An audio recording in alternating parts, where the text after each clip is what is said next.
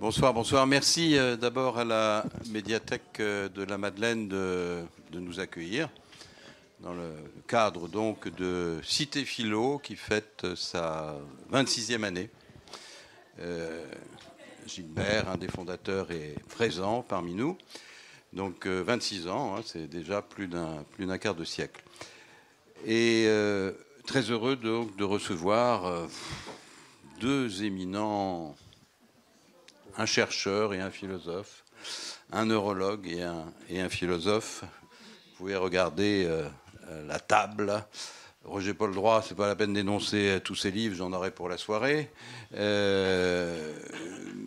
Monsieur le neurologue, il n'est pas en reste non plus.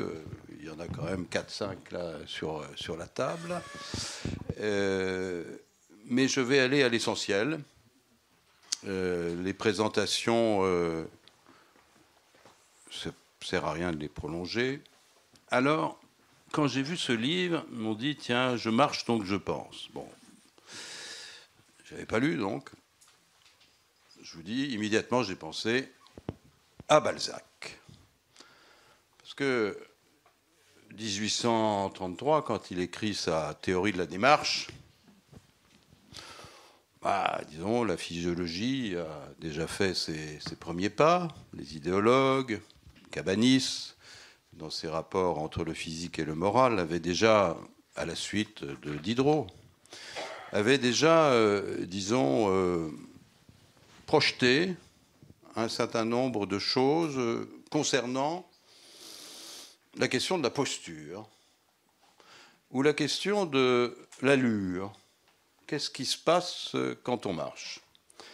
Georges Canguilhem, le philosophe des sciences, disait « La maladie, ce mot m'a toujours intéressé, m'a toujours fasciné, est une nouvelle allure de la vie. » Une nouvelle allure de la vie.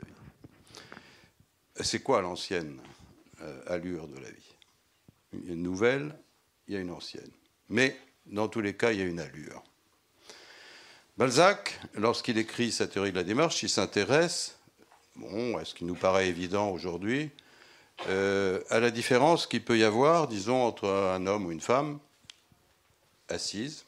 Je dis un homme et une femme parce que, bon, vous vous souvenez de Baudelaire, La Passante. Et s'il n'y avait pas eu la passante, il n'y aurait pas eu d'élégante. Et s'il n'y avait pas eu d'élégante, il n'y aurait pas eu, bon, toute une construction culturelle du genre, enfin, tout ce que vous voulez.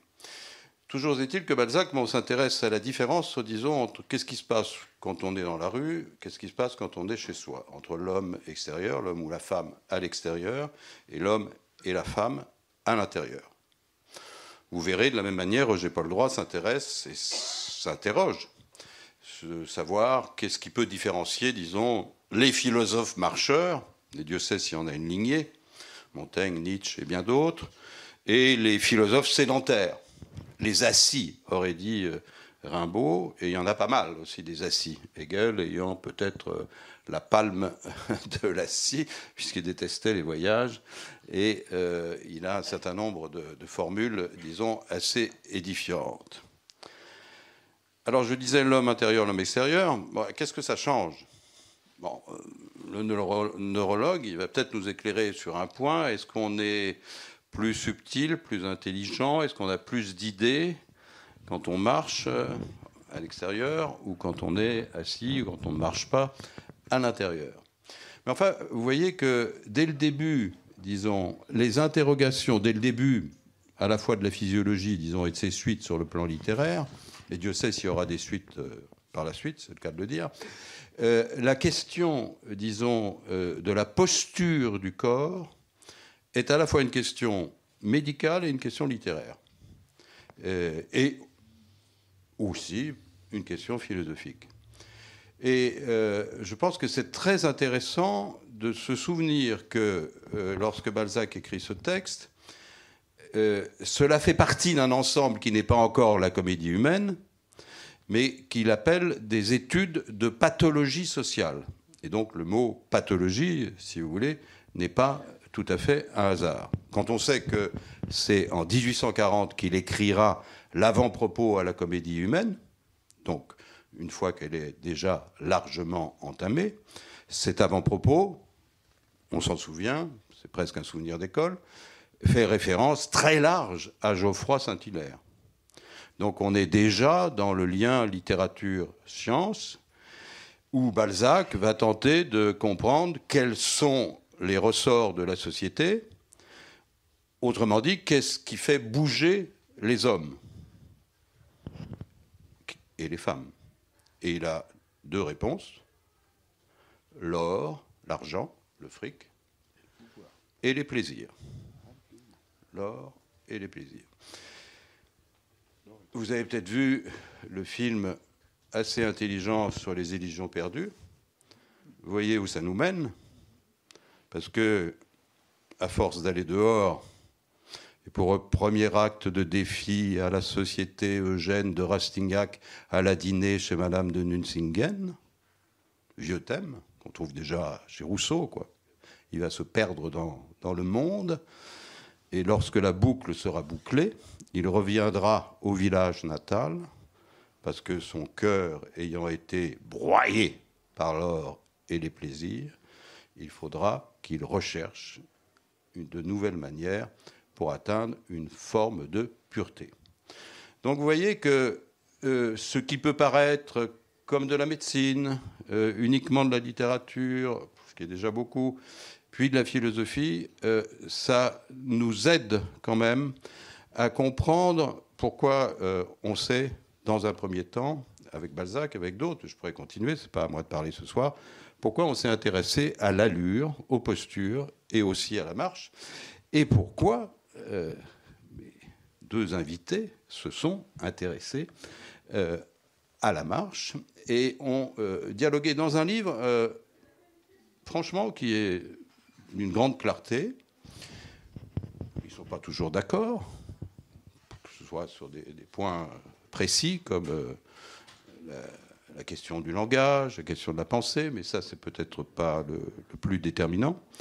Mais en tout cas, il y a un vrai échange, disons, entre le neurologue et le philosophe. Alors pour commencer, puisque j'ai commencé par Balzac, je voudrais tout simplement vous interpeller.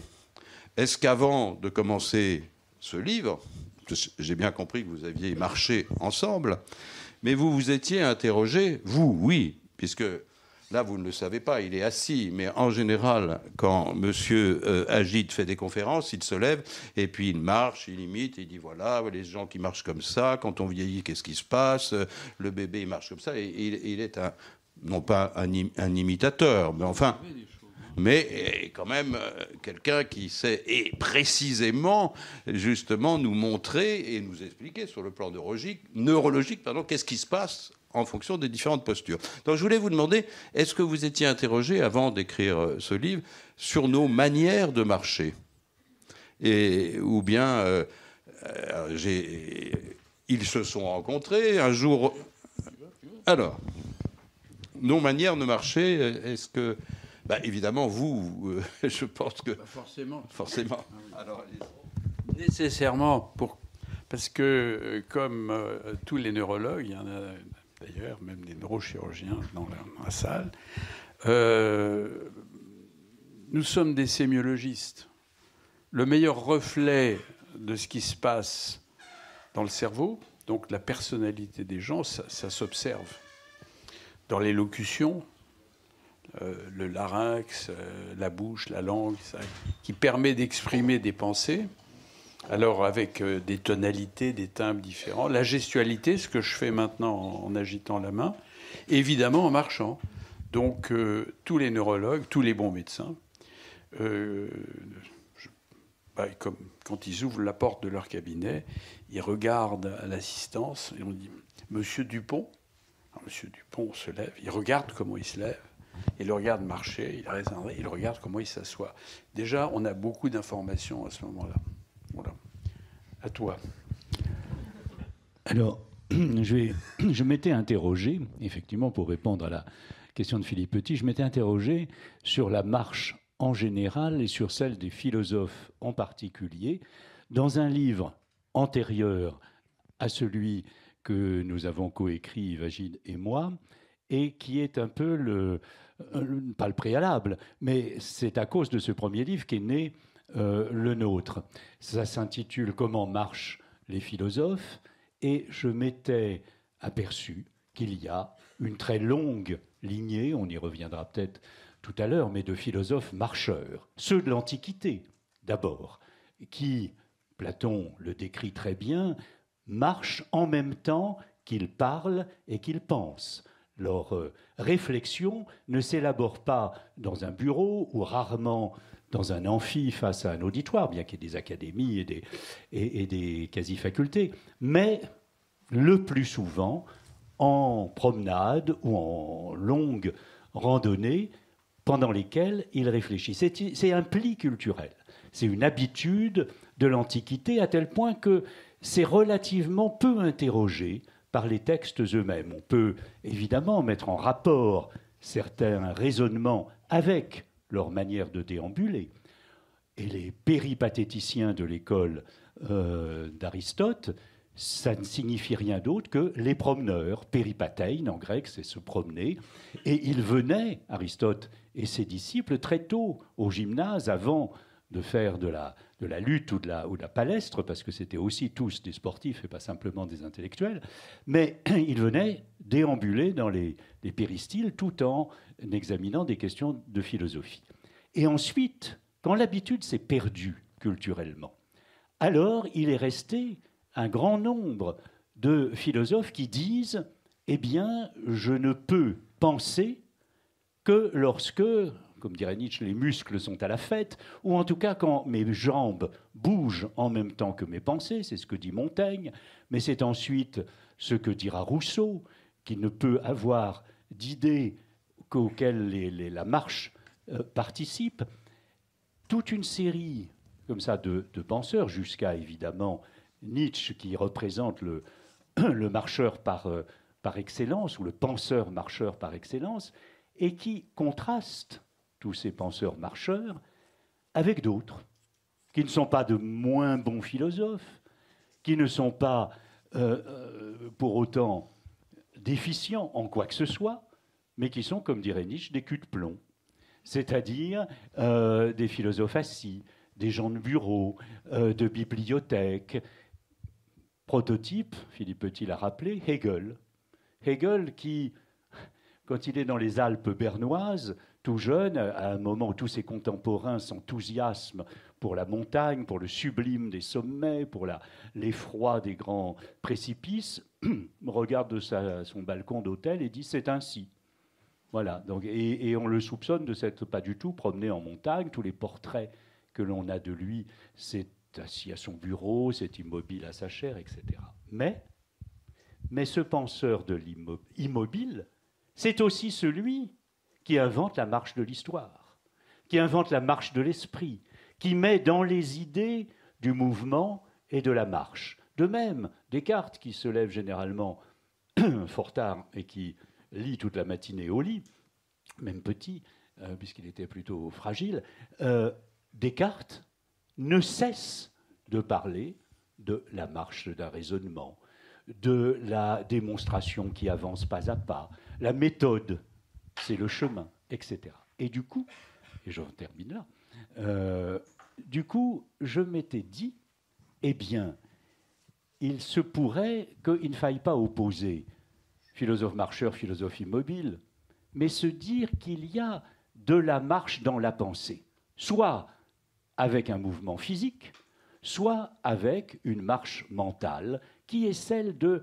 l'avancée finalement de nos idées, même si nous sommes tétraplégiques ou simplement assis, nous pouvons avancer dans les idées, et il y a probablement, et c'était ça mon hypothèse dans ce livre, un pattern, un ancrage, si vous voulez, de la pensée dans le mouvement physique de la marche, dont seuls les êtres humains ont le privilège ou la charge. Marcher debout sur nos deux pattes, Balzac le voit très bien, mais avant lui, dans l'encyclopédie, qui est près un petit siècle avant, le chevalier de Jaucourt, dans l'article Marche, qui était un des médecins travaillant avec Diderot, montre comment, et je ne crois pas que mon ami médecin Yves le nie ou le critique, la marche humaine est un déséquilibre permanent. Vous voyez, économiquement, ça fonctionne très mal. C'est pas du tout économique, c'est très compliqué. Il me l'a expliqué, de marcher, parce qu'on marche avec son cerveau et pas évidemment avec ses pieds. Et il y a là quelque chose qui nous singularise absolument. Est-ce que c'est lié avec la pensée et comment? Alors, c'est des questions que j'ai voulu poser à Yves Agide, puisqu'en donnant un jour une conférence à l'Institut du cerveau qu'il avait fondé en 2016, après ce livre, j'ai été accueilli non seulement par lui, mais je l'ai vu faire l'énergumène, comme il sait faire très bien, c'est-à-dire mimer toutes sortes de marches. Et je me suis dit, voilà quelqu'un qui est très savant, qui est membre de l'Académie de médecine, qui est un grand expert, l'Académie des sciences, pardon, un grand expert, et qui se prend pas trop au sérieux. Et voilà, et de partir de là, nous avons cheminé ensemble et écrit le livre dont nous allons vous parler plus en avant. Alors je réponds alors. Je ne suis évidemment pas du tout d'accord avec ce que vient de dire Roger Paul. Pas du tout. Et d'ailleurs, c'est comme ça que ça s'est passé, rappelle-toi, puisque j'avais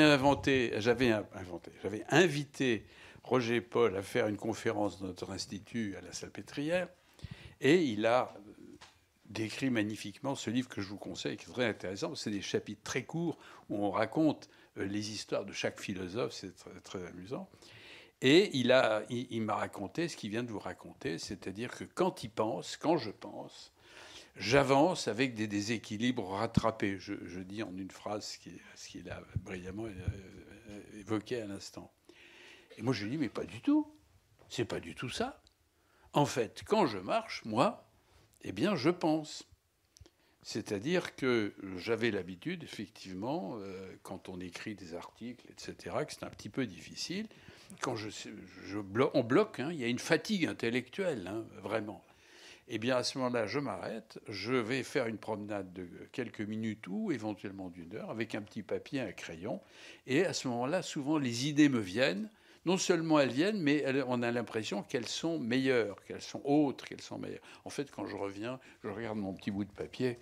Généralement, c'est complètement délirant, c'est pas très intéressant, mais ça fait rien. Mais en tout cas, à partir de cette idée-là, nous avons commencé à échanger et nous sommes devenus très amis. Et il a défendu son point de vue. Je marche dans ma pensée, et moi j'ai défendu mon point de vue. Je marche, donc je pense, d'où le titre du bouquin. Alors, si je peux me permettre de revenir sur ce que je vous disais tout à l'heure, parce que vous avez posé quand même une question de savoir, au fond, en voyant les gens marcher, est-ce qu'on a un reflet de ce qu'ils sont? Oui. Pourquoi? Eh bien parce qu'un cerveau, c'est une machine vivante. Ça fait même pas 3 livres, hein, de la gélatine, là, un peu bizarre. Ça reçoit des informations, ça traite ces informations, ça donne quoi? Des pensées, de l'intellect et des émotions. Il n'y a que ça, hein? Des pensées et des émotions. Tout ça se conjugue ensuite pour donner de l'action. Mais cette action, c'est quoi? Qu'est-ce que je produis là en vous parlant? Ou ce que faisait Roger Paul ou vous-même il y a un instant? Eh bien, du mouvement. Mon larynx, comme je disais tout à l'heure, j'exprime des pensées uniquement par du mouvement. Autrement dit, tout ce que vous voyez du comportement de quelqu'un, c'est du mouvement. Et ce mouvement reflète quoi? Ce qui se passait dans le cerveau. Qu'est-ce qui se passe dans le cerveau? Des émotions et des pensées. Alors, j'aimerais bien qu'on résoudre un problème, parce que finalement, on est là pour se poser des problèmes. Hein. Monsieur Agide, vous dites plusieurs fois que nous avons un plan de marche et que la marche est en grande partie automatique et que nous sommes des automates dans 3/4 de nos actions. Alors ça va interpeller le philosophe. Est-ce que vous êtes automate quand vous pensez? Est-ce que vous êtes automate quand vous marchez? Quand vous marchez, oui, apparemment. Hein, parce vous allez développer ce point. Nous avons un plan de marche. Pour faire comprendre ça... Sauf si vous marchez avec un but déterminé. Par exemple, si je veux boire un verre d'eau, à ce moment-là, je ne pense pas. Je pense à l'eau que je vais faire. La marche dont nous parlions, hein, nous sommes bien d'accord, c'est la marche je butine, je flâne, D'accord. je me promène. Mais, avant de vieillir, si je puis dire, puisque vous avez parlé d'équilibre, et ça vous développez ce point également dans le livre, lorsque je commence à perdre mon équilibre et que je vieillis, à ce moment-là, mon plan de marche et mon automatisme est légèrement atteint. Je suis obligé, en descendant l'escalier, de me dire je descends l'escalier et je ne descends pas l'escalier comme je les descendais quand j'avais 20 ans. On est d'accord. Mais la question de l'automatisme, c'est un peu la question de Robert Bresson. Vous voyez, vous allez voir où je veux en venir. Pickpocket. Dans Pickpocket, il accomplit des actes automatiques tout le long du film, puisqu'il est absolument réglé pour prendre le porte-monnaie, etc. C'est réglé au cordeau, donc c'est vraiment des actes automatiques qui vont se terminer, si je puis dire, qui vont s'achever par une des plus belles phrases du cinéma français, quand le personnage va dire à son aimé « tout ce chemin pour arriver jusqu'à toi ». Et quand il dit « tout ce chemin pour arriver jusqu'à toi », le début de l'amour, on peut considérer qu'il est sorti de l'automatisme. D'accord ? Alors, j'aimerais bien connaître justement votre opinion, pensée là-dessus. Quelle est la part réelle de l'automatisme pour le neurologue ? Je reprends la formule de Bresson. Bresson dit, dans la vie, on a 9/10 d'automatisme et 1/10 de liberté. Et le cinéma est censé nous montrer, puisque c'est un automatisme, le cinéma, ce qu'on appelle l'automatisme psychologique, ça reproduit la réalité automatiquement. Et donc le cinéma, le trajet du cinéma, comme aurait dit Serge Danet, le trajet est censé nous montrer le 1/10 de liberté. C'est-à-dire quand je me lave les dents, je ne suis pas libre, puisque tous les jours je fais la même chose. Quand je passe l'aspirateur, je ne sais pas non plus, à moins que j'invente un poème en train de passer l'aspirateur. Enfin, vous voyez ce que je veux dire. Alors, quelle est la part de l'automatisme ? C'est un sujet que vous abordez, pour l'un et pour l'autre. Et qu'est-ce que vous pensez de l'automatisme, puisque nous sommes des automates, et puis ça ne tombe pas du ciel, vous savez, depuis le XVIIIe siècle, la mode des automates, et aujourd'hui, l'automatisation qu'on nous vend au travers de l'intelligence artificielle. Voilà. La formule « nous sommes automates dans les 3/4 de nos actions » que vous avez rappelée, c'est une phrase du philosophe allemand Leibniz. C'est Leibniz qui dit ça. Nous sommes automates dans les 3/4 de nos actions. Cela ne signifie pas, je crois pour lui ni pour aucun autre philosophe, que nous sommes enfermés dans ces automatismes.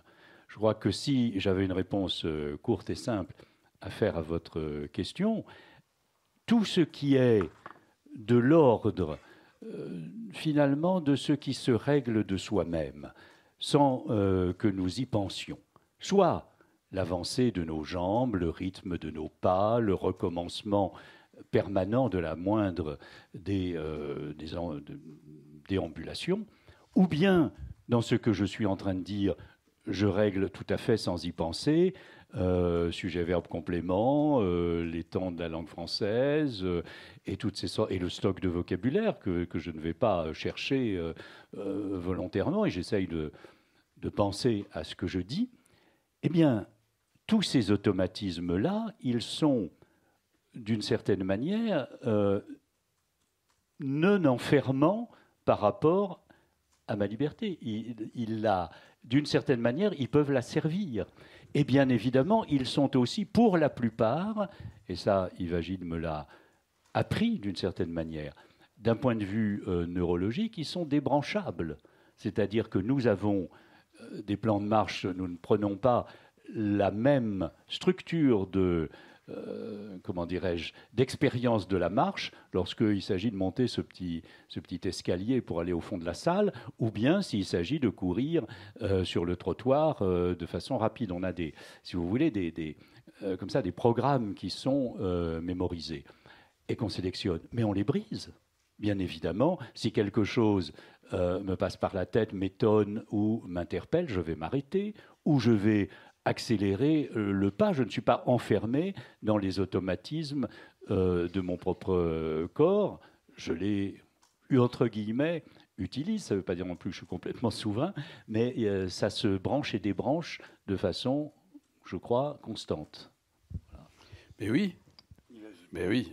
Donc on va essayer de redire les choses sur le plan physiologique. Imaginez que, voilà, je me lève. Imaginez que maintenant je veuille aller vers madame et que je sois obligé de me dire à chaque instant, tiens, allez, il faut que j'avance le pied droit. Alors maintenant, oui, alors maintenant le pied gauche et le pied droit. Puis attention, il faut que je garde l'équilibre. Si je le faisais de manière consciente, je deviendrais fou. Donc heureusement qu'on a ces automatismes. Alors le problème, c'est qu'est-ce que c'est ces automatismes? Et puis, autre remarque, c'est que quand nous marchons tous les deux, nous parlons. Cette marche, on la fait comme ça, on est là, puis on devise, on parle. Et tout ça se fait de manière automatique. Automatique, ça veut dire que c'est quelque chose qui est machinal, qui se répète, qui est facile à faire avec un but. C'est un processus automatique. Et donc, ce processus automatique nous permet justement de nous désengager pour libérer notre pensée consciente.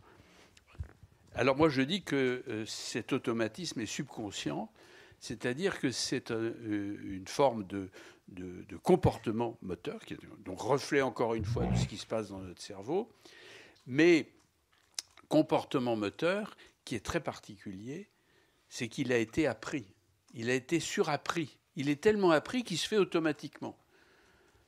Par exemple, le bébé... Il marche avant de parler. On peut en parler. On peut en marcher, pardon. On peut en parler, pardon. Mais si vous voulez, ce qui est très intéressant, c'est qu'il y a un corrélat anatomique. C'est-à-dire que lorsque Roger Paul, qui est un penseur professionnel, quand il pense vraiment quelque chose de nouveau, qu'il a des idées nouvelles, eh bien, ça se passe dans son cortex. C'est-à-dire que le cerveau, c'est 3 livres à peu près, un peu moins. Et puis, vous avez une couche de cellules, l'essentiel, qui est très développée chez nous, notamment la partie antérieure. Et c'est avec ça qu'on a des pensées, qu'on est capable de réagir à la nouveauté, qu'on est capable d'avoir conscience, qu'on est capable d'avoir de la créativité.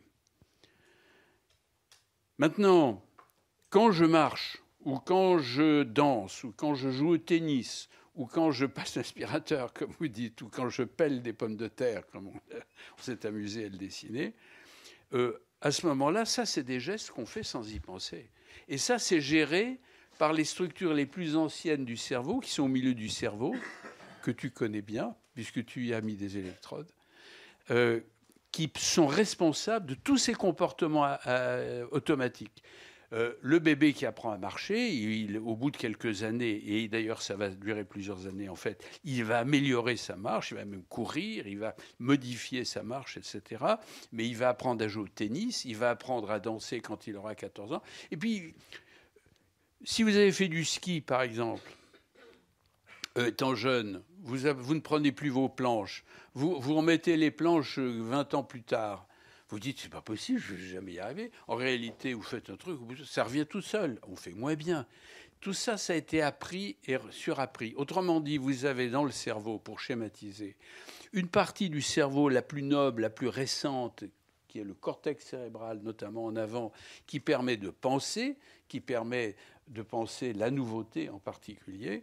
Et puis vous avez, lié à cette structure, c'est pour ça qu'on d'ailleurs on peut contrôler nos automatismes. Par exemple, là je peux m'arrêter, je fais ça avec ma main, c'est automatique, mais je peux le faire, je peux parler sans bouger la main, je peux le contrôler. Et qui sont gérés par ces structures profondes qu'on appelle les nœuds gris centraux. C'est 1/50 du poids du cerveau. 1/50 du poids du cerveau. C'est tout petit.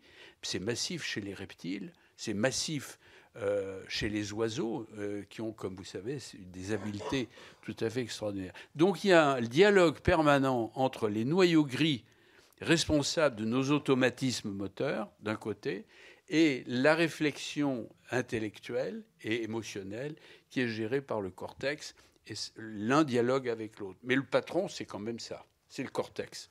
Les noyaux gris centraux, c'est des exécutants. Alors, qu'est-ce qui fait la différence entre un automatisme qui permet de penser et un automatisme qui sombrerait dans l'habitude? Ça existe quand même dans l'habitude non absolument répétitive. C'est la question, Roger Paul Droit, de la différence et de la répétition. Un célèbre livre de Deleuze. Mais par exemple, Emmanuel Kant, il faisait tous les jours la même promenade. Alors, au cordeau. La légende veut que les habitants de Königsberg eussent réglé leur montre sur le passage de Kant. Mais je pense que c'est une partie de légende. Ce qui n'est pas une légende, c'est qu'il aurait été en retard dans sa promenade une seule fois. C'est le jour où est arrivé le journal annonçant le 14 juillet 89 à Paris. Alors, je pense que ça a dû mettre quelques jours à arriver jusqu'à Königsberg, mais il a dû être en retard aux alentours du 20 ou 25 juillet 89. Quoi. Non, parce une fois. Mais c'est aussi, si vous voulez, cette... alors, j'avais essayé un jour de retracer le parcours de la promenade de Kant quotidienne et d'essayer de l'interpréter. C'est évidemment un jeu, mais le fait est que sa promenade lui faisait traverser une partie des remparts de la ville, les bords de la rivière où il y avait des champs et des hangars. On pourrait penser qu'il traverse à la fois les différents types de l'espace et des activités sociales au cours d'une même promenade quotidienne. Mais ça, c'est évidemment l'interprétation de ce qui n'est peut-être qu'un itinéraire de hasard, même dans sa fixité. Est-ce que la répétition de ce genre, qui évidemment a quelque chose d'obsessionnel, en tout cas chez Kant, est-ce que cela empêche les variations à l'intérieur de la pensée ? Je ne crois pas. Et si la question c'était qu'est-ce qu'il y a comme répétition qui empêche de penser ? Tu vois, il a posé une question, tu ne te souviens plus de la question tellement... Oui, mais tu sais, c'est un vieux truc avec les philosophes. On ne sait plus d'ailleurs la question qu'on leur a posée au bout d'un moment dans la réponse. Oui, je sais bien.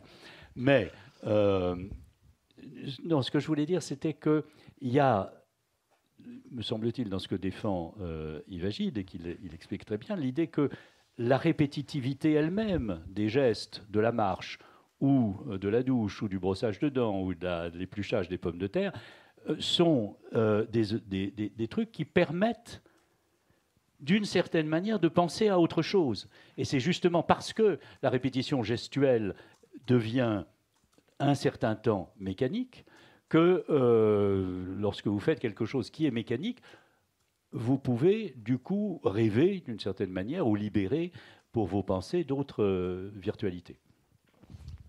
Dans ce que vous disiez, si j'ai bien compris, c'était de distinguer ce qui était le comportement simple, élémentaire, de comportements beaucoup plus élaborés, comme celle de la promenade de Kant. Mais moi, je mets ça tout sur le même plan. C'est évidemment plus ou moins complexe. Si je vous demande d'apprendre une série de petits mouvements avec les doigts comme ça, très rapidement, au début, c'est difficile. Et puis petit à petit, vous allez le faire parfaitement normalement. 1, 2, 3, 4, 1, 2, 3, 4, etc. Et ça, si je l'ai appris. Qu'est-ce qu'on gagne là? On gagne rien du tout. Mais c'est un exemple. C'est-à-dire que ça, si je le fais correctement, ça a été appris, c'est mes noyaux gris centraux. Mais le comportement de Kant, quand il marche, je pense que c'est devenu quelque chose complètement automatique. C'est un comportement qui est, entre guillemets, ritualisé, qui est quelque chose... et qui ne met pas en compte, ne tient pas seulement compte de la motricité, marcher comme ça. C'est quelque chose de plus complexe. C'est la motricité dans un environnement. Il faut comprendre que le comportement, ça n'est pas seulement d'avancer le pied droit puis le pied gauche. C'est quelque chose de complexe. Un comportement se juge dans un environnement. Mais le cerveau apprend à connaître cet environnement. Et donc, entre la chose la plus élémentaire et déjà compliquée de marché, on pourrait peut-être en parler un petit peu, et un comportement très élaboré, comme vous avez l'air de le suggérer. Il y a une question de degré, mais pas une question, pas de bon dialectique, disons. Alors, précisément, quelle est la part de la vision dans la marche quand on n'est pas aveugle? Elle est essentielle. Il suffit de... Je pense que vous l'avez déjà fait, quand vous levez la nuit pour aller faire pipi, peut-être. Je ne sais pas si ça vous arrive. Je ne veux pas être indiscret. Mais à ce moment-là, si vous êtes dans le noir, vous êtes bien gêné pour marcher. Et vous êtes bien gêné, surtout l'équilibre. Alors, je dis un petit mot sur, quand même, pour que les gens comprennent la complexité de la marche. Pourtant, c'est très simple, mais c'est assez compliqué, en fait. Parce que pour marcher, il faut avancer les pieds, on avance. C'est ce qu'on peut appeler la locomotion. Il y a tout un système qui part d'ici, qui descend et là, qui est contrôlé, géré à différents endroits du système nerveux, premièrement. Deuxièmement, il faut garder l'équilibre. Parce que ça en tombe. Il n'y a qu'à voir, d'ailleurs, je peux le monter. Par exemple, si j'avance le pied droit, si je ne bouge pas, je n'avance pas. Pour avancer le pied droit, il faut que je fasse ça, simplement. Et puis après, hop, c'est plus comme ça. Alors, on rétablit l'équilibre avec les bras, avec le ballon des bras, avec le troisième élément de la marche, auquel on ne pense jamais. On n'en parle jamais, mais c'est vraiment dommage. C'est la posture. C'est-à-dire, non pas l'imposture, la posture au sens où vous l'entendiez tout à l'heure, mais la posture, c'est-à-dire toute une série de réflexes qui permettent d'assurer l'équilibre. Autrement dit, quand je marche, je mets en jeu tout mon système nerveux, en particulier tout mon cerveau, pour avancer, pour garder l'équilibre et pour avoir une bonne posture. Oui, moi, ce que j'ai appris dans nos conversations divagides, c'est justement qu'on marche, non pas avec ses pieds, ses jambes ou ses genoux, mais avec son cerveau, et que la mécanique neuronale mise en œuvre, et ensuite tout ce qui se transmet comme impulsion aux muscles, aux tendons, et à la nécessité de maintenir l'équilibre et le déséquilibre pour avancer, est d'une complexité interne inouïe. On croit que c'est très simple, on le fait très bien, on le fait sans y penser, mais c'est très, très compliqué à l'intérieur de la machine.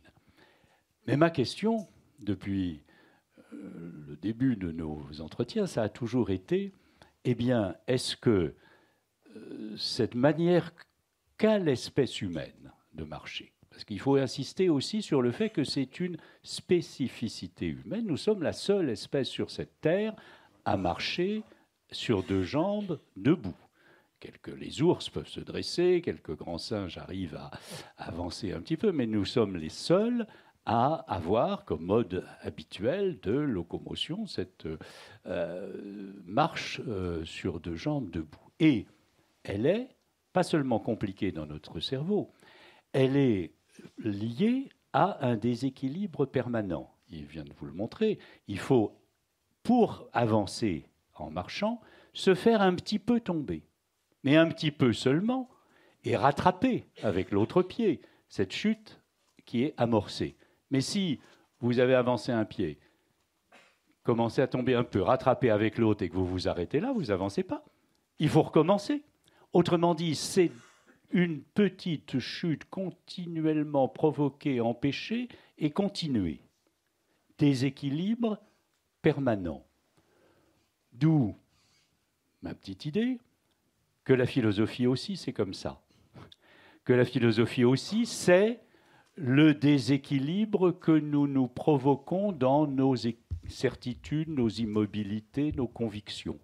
Et évidemment, ça fait toujours très peur. On a l'impression qu'on nous tire la moquette sous les pieds, qu'on va tomber, que tout s'effondre. Et on a des hypothèses de rattrapage que l'on construit et qu'il faut questionner de nouveau. Et l'idée, si vous voulez, c'est la marche physique, c'est ce déséquilibre continué. La pensée en général, la pensée philosophique en particulier, mais la pensée en général, c'est du déséquilibre aussi entretenu pour avancer. Et il se pourrait que l'histoire économique, sociale de l'humanité, c'est toujours aussi du déséquilibre qui se rattrape et qui se continue. Voilà. Et qu'une définition possible de la marche globale, celle sur deux jambes dans la tête ou dans l'histoire, c'est du déséquilibre qui fait avancer et qui est permanent. Voilà. Et ma question au neurologue, ça a toujours été dans nos conversations, est-ce que c'est juste un délire de philosophe, cette histoire que je te raconte, ou bien est-ce qu'il y a un ancrage possible dans le cerveau? Est-ce que ce que nous faisons dans notre cerveau comme mise en œuvre de mécanismes pour marcher a des analogies avec ce que nous faisons lorsque nous pensons ou parlons et agissons? Est-ce que c'est les mêmes genres de mécanismes? Et la réponse, c'est possible. C'est pas sûr, mais il n'y a pas de contradiction à imaginer que ces processus soient parallèles, voilà, analogues. Oui. D'ailleurs, la réflexion philosophique, c'est vrai aussi en médecine et en sciences. C'est-à-dire toute activité intellectuelle créative, qui suppose de découvrir, qui suppose d'inventer, d'innover, eh bien, c'est la même démarche. Donc, moi, je suis très bien ce que tu appelles, toi, ton intuition, et qui m'a demandé d'essayer de trouver un corrélat anatomo-physiologique à cette idée que je trouve extrêmement séduisante, hein, c'est clair. Alors, pour essayer de répondre, on a essayé de répondre tous les deux. L'idée, c'était de savoir s'il y avait une analogie entre ma position, je marche donc je pense, et sa position qui était, en fait, j'avance dans ma pensée. Alors, à ce moment-là, juste quelques mots peut-être de physiologie, de comprendre.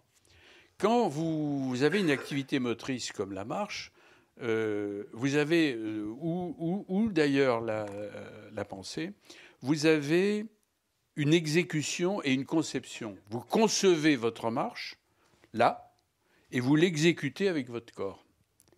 Autrement dit, la partie exécutive, elle n'est pas très intéressante. Parce que les pensées de Roger Paul, elles naissent dans son cerveau, et puis il les exprime par quoi? Je sais, il me le dit lui-même, je suis un écrivain public. Il écrit, c'est-à-dire c'est de l'activité motrice, pas intéressant. Ou alors, ce que tu viens de faire, c'est-à-dire l'élocution. Alors les systèmes sont différents, l'écriture, l'élocution, c'est différent de la marche. Ce n'est pas les mêmes systèmes. Mais si on parle de ce qui se passe dans la conception de la marche, ça pourrait être autre chose, hein. Mais prenons la marche comme exemple, ou alors une réflexion intellectuelle plus élaborée que celle-là, on peut essayer de raisonner un petit peu. Qu'est-ce qui se passe?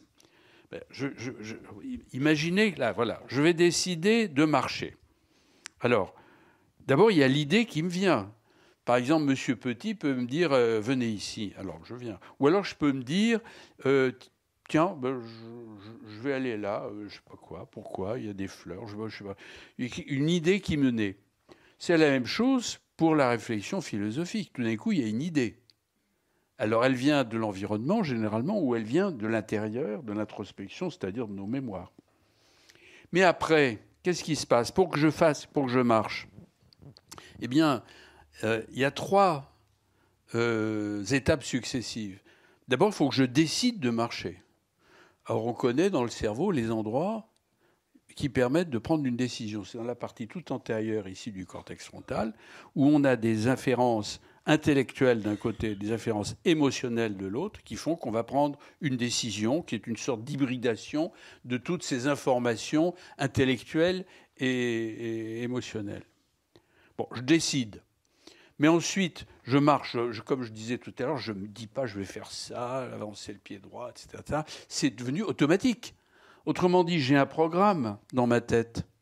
Ce programme, c'est des mémoires qui sont extrêmement complexes, parce que c'est comme je le disais tout à l'heure, on met tout en jeu là. Simplement, le fait de lever le pied, c'est déjà très compliqué.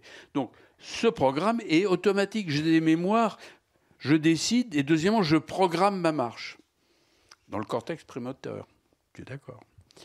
Et donc, ensuite, il y a une 3e étape, c'est que je l'exécute. J'initie la marche. Ça se passe ici, là. dans le cortex moteur. Et là, pof, il y a toute l'exécution Alors, pour la marche, donc, j'ai l'idée.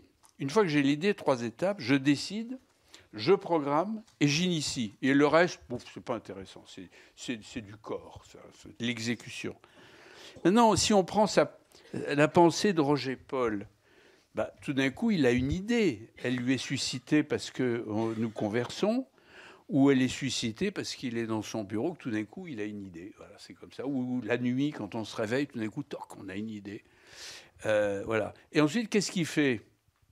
Bah, il décide d'utiliser cette idée.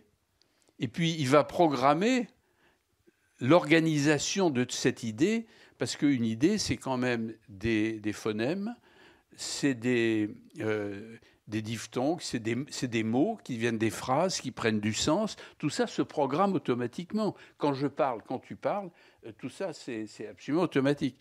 Et puis finalement, il finit par dire sa pensée.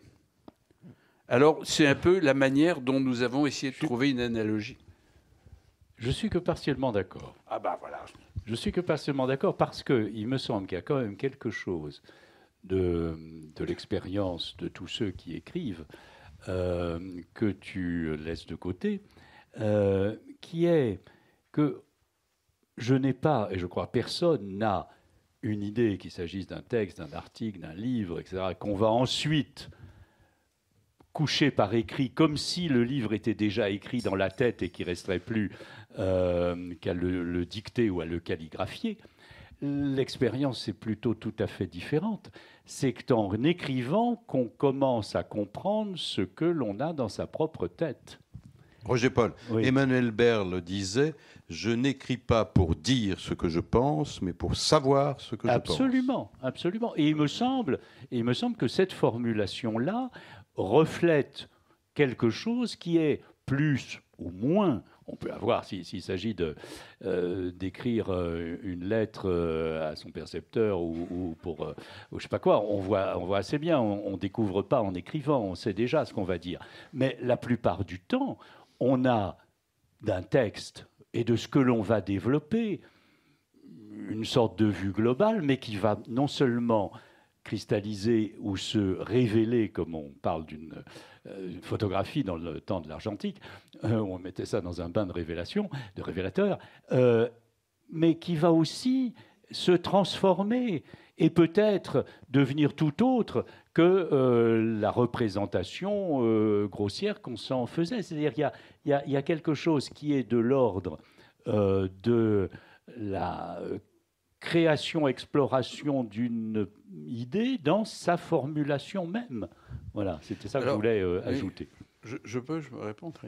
Donc, vous avez compris que dans le propos de Roger Paul, il y a derrière cette idée du rapport entre la pensée et le langage. Ça a été l'objet de discussions prolongées. Moi, j'ai la conviction, pour des raisons d'observation de la littérature scientifique et médicale, que en fait, le langage est l'instrument de la pensée. Et tu l'exprimeras, j'espère, je parle sous ton contrôle, mais l'idée de Roger Paul, et je crois des philosophes en général, c'est de dire qu'il n'y a pas de pensée sans langage, c'est-à-dire que c'est lié. Alors là, nous avons peut-être, non pas indifférent, mais disons, il y a quelque chose, il n'y a pas de réponse, entre parenthèses, je pense vraiment à ça, de manière définitive, évidemment. Mais ceci étant posé, je suis complètement d'accord avec toi, c'est-à-dire que quand on écrit, eh bien, ou quand on parle, simplement le parler, et d'ailleurs les échanges que nous avons eus, évidemment, ça entretient la pensée, ça la fortifie, ça la nourrit, etc. Et ça, c'est une idée physiologique qui est très importante, que les gens n'ont pas toujours, je me permets de la dire brièvement, c'est que nous parlions de ce cerveau qui est une machine, hein, c'est un bout de... mais c'est vivant, c'est une petite machine vivante, qui reçoit des informations de l'environnement, c'est ce que tu m'as dit tout à l'heure qui m'a fait réagir. Moi, je réagis en parlant et je modifie l'environnement. D'ailleurs, Roger Paul va me répondre. Autrement dit, mon cerveau est en dérivation sur l'environnement. Quand je vous parle, je suis en dérivation sur vous.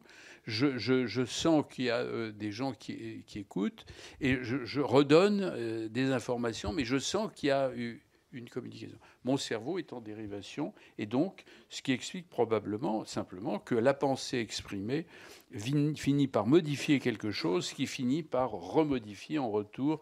Le cerveau, c'est autorégulé. Hein. Est-ce que vous allez répondre, mais pourriez revenir sur un point, parce que finalement, c'est un point d'indécision sur la bipédie. Moi, je croyais que c'était réglé, enfin, disons, à la fois l'origine du langage et de la station debout.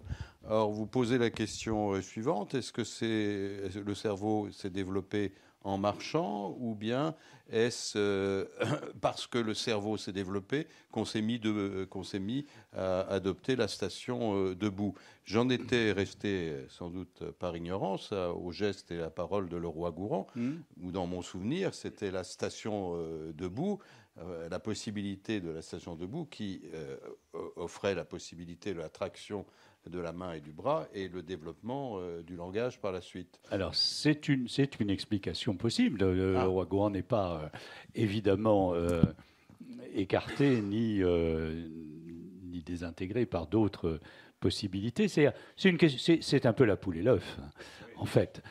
C'est-à-dire, est-ce que il y a, puisque Toumaï a 7 millions d'années environ, ce premier hominidé découvert dont les restes ont été découverts au Tchad il y a quelque temps, et qui est plus ancien que Lucie, qui a 3,5 millions d'années. Est-ce que il s'est, entre guillemets, mis debout parce que son cerveau s'était développé suffisamment pour pouvoir le faire? Ou est-ce que c'est à la suite de cette habitude prise, mais pourquoi et comment, d'une station debout, que le reste s'est développé, l'appréhension des mains, évidemment le changement de volume du cerveau, etc. C'est quelque chose on peut imaginer, d'ailleurs probablement, parce que après tout ces hypothèses, pour invérifiables qu'elles sont, peuvent être séduisantes, on peut imaginer des interactions. C'est-à-dire qu'il y a une interdépendance entre une motricité verticale et puis un développement cérébral, et que ce n'est pas nécessairement soit l'un soit l'autre, mais une suite d'interactions qui ont produit ce développement. En tout cas, le fait est que la singularité absolue de notre espèce, c'est pas seulement la marche bipède verticale, mais c'est aussi le langage symbolique articulé et la pensée par notion, par concept, que les trois me semblent en interaction, et que les trois dépendent évidemment de notre fonctionnement cérébral. Donc il y a quelque chose qui relie la marche, la pensée et la parole avec le statut, non pas unique, mais spécial de l'espèce humaine. Il ne s'agit pas de savoir si c'est une élection divine ou etc. Mais au cours même de l'évolution la plus darwinienne qui puisse être, il y a des choses qui, aujourd'hui, nous séparent radicalement d'autres espèces, et notamment, pas seulement la marche debout, mais cette manière que nous avons de parler, penser et communiquer. Est-ce cela, ça vous sépare quand même d'une conception de l'homme neuronal intégral? Et si j'ai bien compris en vous lisant, vous êtes plus proche de l'homme neuronal que Roger Paul. Je crois pas. Non? Enfin, éclairez-nous. Il me semble, moi je vais dire ce qui, de mon point de vue, nous sépare. Je recommence, oui, mais bien sûr, je suis obstiné. Je vais dire ce qui, de notre point de vue, de mon point de vue, nous sépare, et tu me diras si je me trompe ou pas, ou si tu vois les choses autrement. Il me semble que, en tant que scientifique, Ivagide privilégie, et à juste titre, de son point de vue, les connaissances objectives de la science, que je ne suis absolument loin de nier, de mépriser ou de considérer comme inintéressantes. Elles ont leur poids et leur gravité et leur objectivité, mais je défends la possibilité d'avoir toujours une autre lecture possible. Il me semble qu'on peut toujours être platonicien ou cartésien ou spinoziste ou kantien, indépendamment des neurosciences, parce que le piège, et ça, mon ami Francis Wolff l'a bien expliqué, c'est le piège du en tant que, si vous voulez. C'est-à-dire chaque connaissance scientifique dépose sur la réalité, en particulier la réalité humaine, une grille qui lui fait voir des faits qui, en tant que tels, sont indéniables, mais qui sont des faits relatifs à la grille. Et si on considère que ces faits obtenus à travers cette grille conceptuelle, méthodique et ces techniques d'observation sont la seule réalité existante, alors on entre dans, me semble-t-il, une pensée hégémonique ou impérialiste. C'est-à-dire que l'on voit un certain nombre de choses du point de vue physiologique, du point de vue des neurosciences, du point de vue d'une sociologie économique ou du point de vue de la psychologie behavioriste, etc. C'est à chaque fois en tant que. Mais ça n'empêche pas de mettre d'autres grilles, et je défends une sorte de pluralisme des méthodes. Voilà.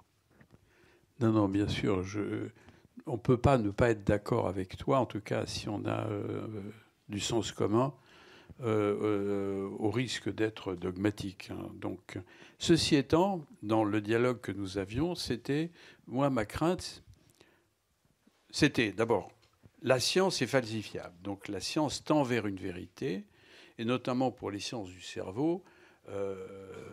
C'est depuis 10 ans qu'on connaît vraiment commence vraiment à connaître comment ça marche un cerveau. Peut-être 30 ans pour certains éléments. Mais vraiment maintenant, on commence à avoir quand même une idée assez bonne du fonctionnement cérébral, toute récente. Mais ce qui me gêne dans ce que tu dis, c'est que si on accepte, mais ce n'est pas ce que tu dis, mais il faut bien comprendre ce que tu viens de dire, c'est que si on accepte que tout le monde peut avoir une opinion qui n'est pas fondée sur des observations validées, à ce moment-là, on arrive à quoi? Aux fake news, c'est-à-dire tout ce que nous voyons actuellement. C'est-à-dire que n'importe qui peut dire n'importe quoi, notamment sur les réseaux sociaux. Donc, mais je pense que tout le monde est d'accord avec ce que je viens de dire, mais c'est pas tout à fait ce que tu veux dire. C'est pas du tout. Ce qui est important, non, mais c'est aussi, il faut faire attention quand même à l'idée que tout le monde peut avoir une opinion et voilà, c'est l'objet. Alors, mais précision. Je voulais revenir à l'homme neuronal après. Vas-y. Non, mais précision juste au passage, bien évidemment. Je ne suis pas du tout un partisan de l'anarchisme épistémologique, enfin, c'est-à-dire l'idée que tout se vaut et que le point de vue ésotérique ou celui des sorcières ou celui, etc., est le même que celui des physiciens, qui est équivalent à celui des sociologues, c'est une monstruosité. Il y a évidemment des connaissances objectives, il y a des connaissances qui sont vraies, il y en a d'autres qui sont des illusions, des fantasmagories, etc. Bon, ça, la question, là, pour moi, de ce point de vue-là, ne se pose pas. Mais le fait qu'une connaissance scientifique reflète une vérité ne signifie pas qu'elle couvre la totalité du champ du connaissable. Voilà. C'est-à-dire que je persiste à insister sur l'existence des limites du connaissable, même de la plus objective et exacte des connaissances scientifiques. Voilà, qui ne couvrent ce qui peut déboucher sur une distinction entre l'esprit et l'âme, par exemple, chez certains.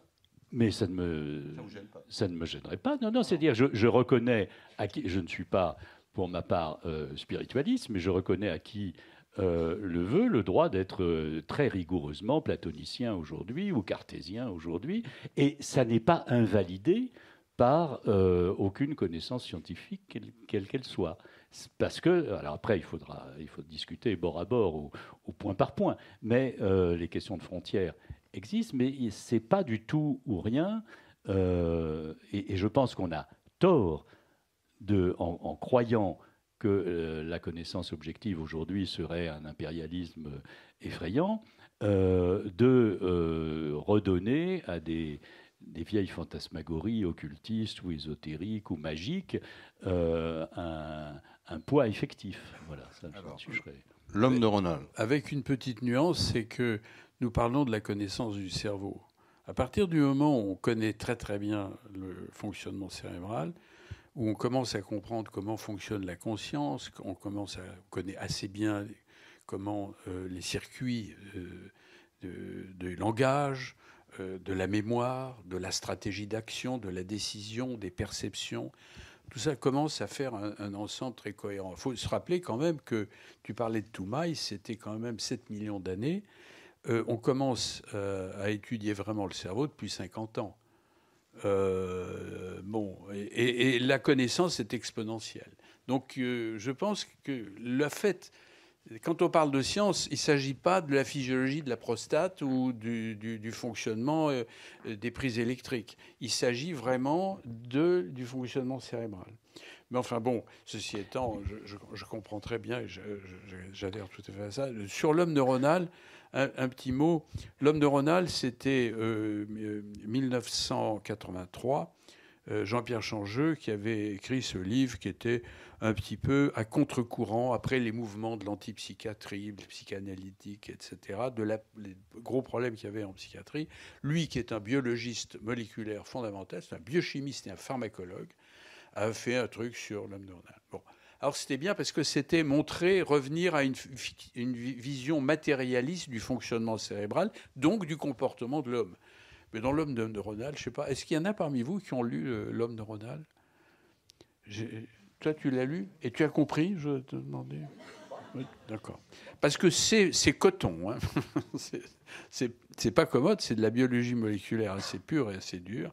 Mais enfin, c'était quand même un moment, disons, important dans la pensée scientifique.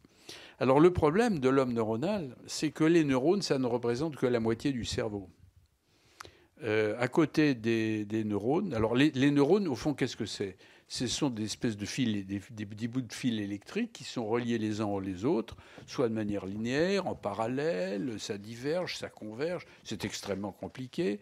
Je rappelle que dans un millimètre cube de tissu nerveux, vous avez un demi-milliard de connexions nerveuses. Un cube de 1 millimètre, hein, c'est tout petit. Hein. Vous vous rendez compte? Alors, bon, il reste, et on a encore du travail. Donc, c'est effectivement très compliqué. Mais surtout, à côté, là, vous avez à peu près 100 milliards, disons, de neurones dans un cerveau, mais vous avez 100 milliards d'autres cellules. Ah, mais on n'en parle jamais de ces cellules-là. Il faut bien qu'elles servent à quelque chose. Alors, on dit ça nourrit les neurones. Ah oui, mais bon, c'est plus compliqué que ça. Vous avez aussi des vaisseaux.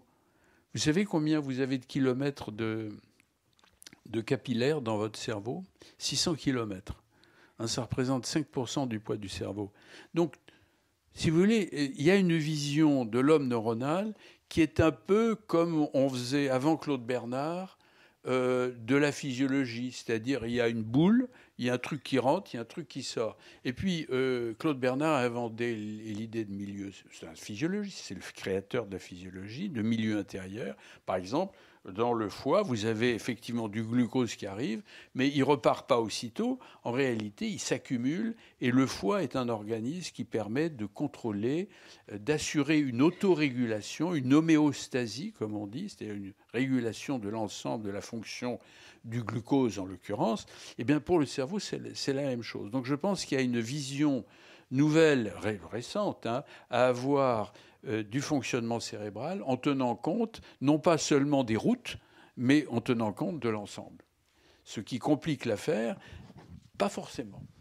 Mais est-ce que, en cheminant ensemble, en ayant ce dialogue, vous avez eu l'impression de faire avancer la confrontation, le dialogue entre la science, en l'occurrence la neurologie, et la philosophie, sachant, si je vous ai bien compris, que votre vœu, disons, est d'empêcher certaines dérives comportementalistes, voire peut-être un excès de sciences cognitives, vu l'importance, Roger-Paul Droit, que vous accordez quand même au langage symbolique de façon très insistante. Oui, mais merci de ce rappel, parce que une chose qu'on n'a pas dite ce soir et qui, je crois, importe, c'est que nous n'avons pas, évidemment, l'ambition de faire changer radicalement le dialogue entre science et philosophie, ce qui serait tout à fait démesuré.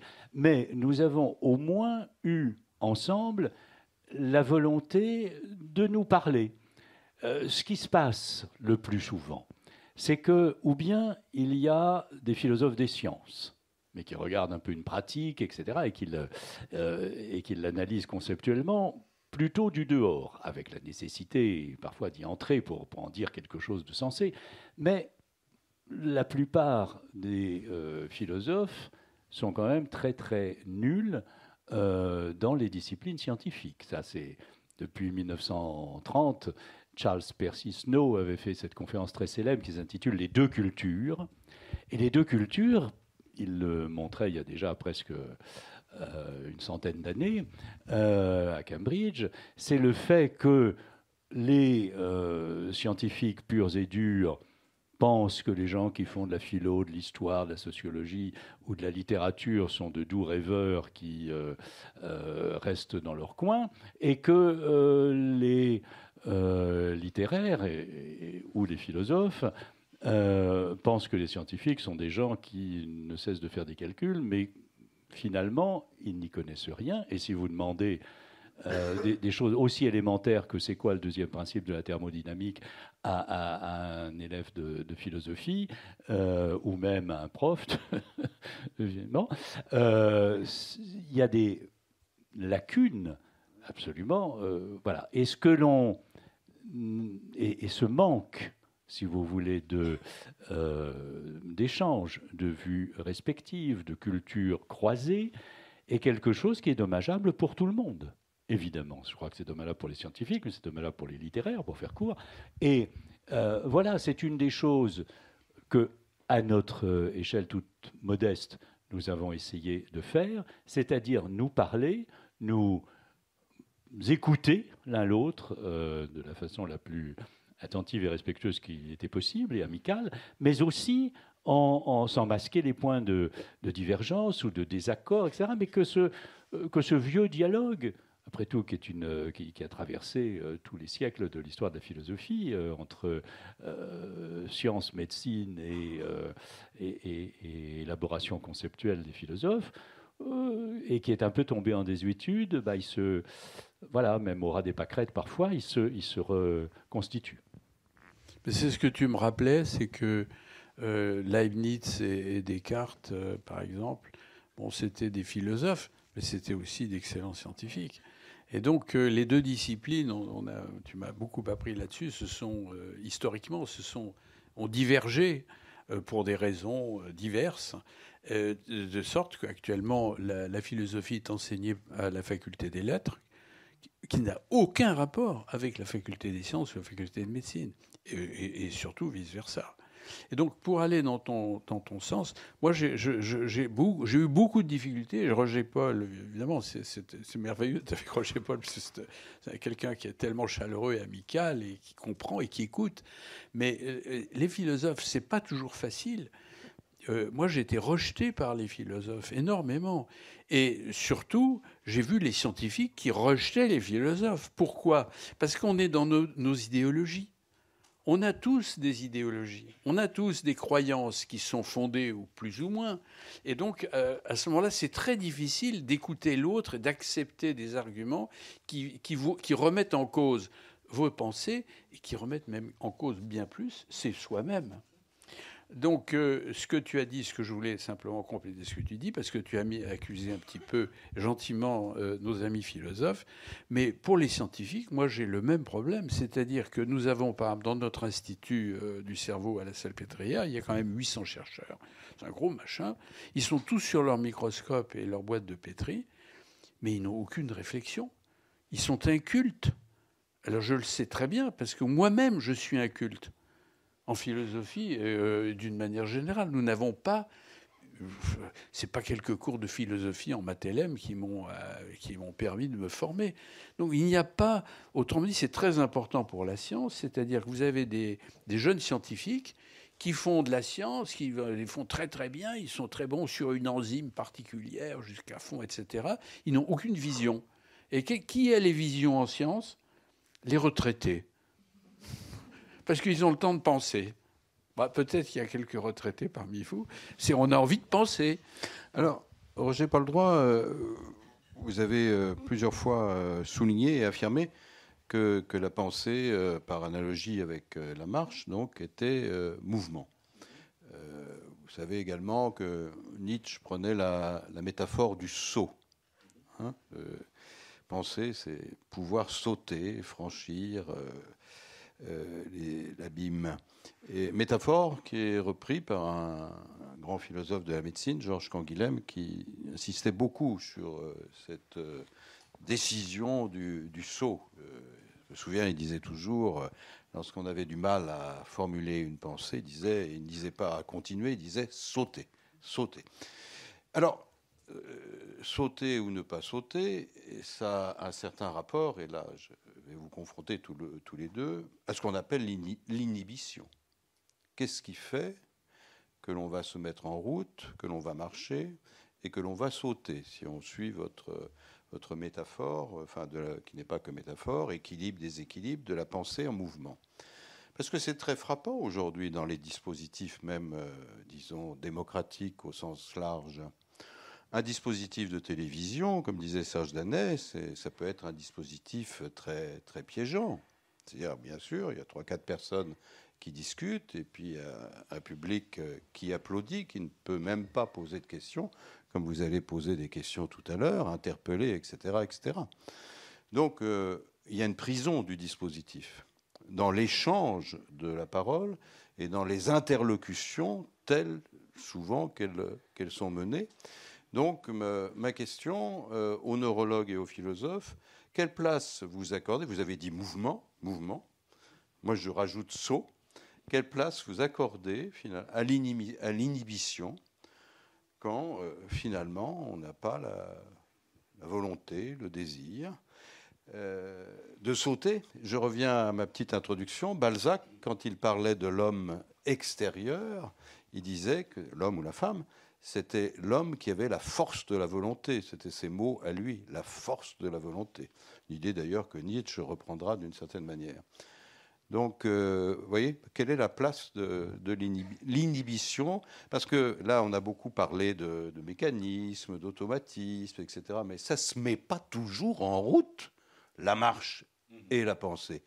Et ça, c'est une question. Pourquoi ça ne se met pas toujours en route? Ça dépend du contexte, ça dépend du type d'interlocution, ça dépend, on l'a bien montré tout à l'heure, du type de rencontre. Si je rencontre personne dans la rue, je vais m'emmerder, je vais continuer à penser, comme d'habitude, mais enfin, voilà. Voilà. Je vois, mais c'est difficile. Je vais essayer de vous répondre vite, et peut-être inexactement, mais comme cela me vient. Ce qui inhibe le plus, à mon avis, c'est l'illusion de savoir. Et ça, c'est juste le vieux truc de Socrate. C'est-à-dire que ne pas savoir, c'est pas grave. Croire qu'on sait, ça enferme. Et ça enferme de telle sorte que, effectivement, on ne pense plus.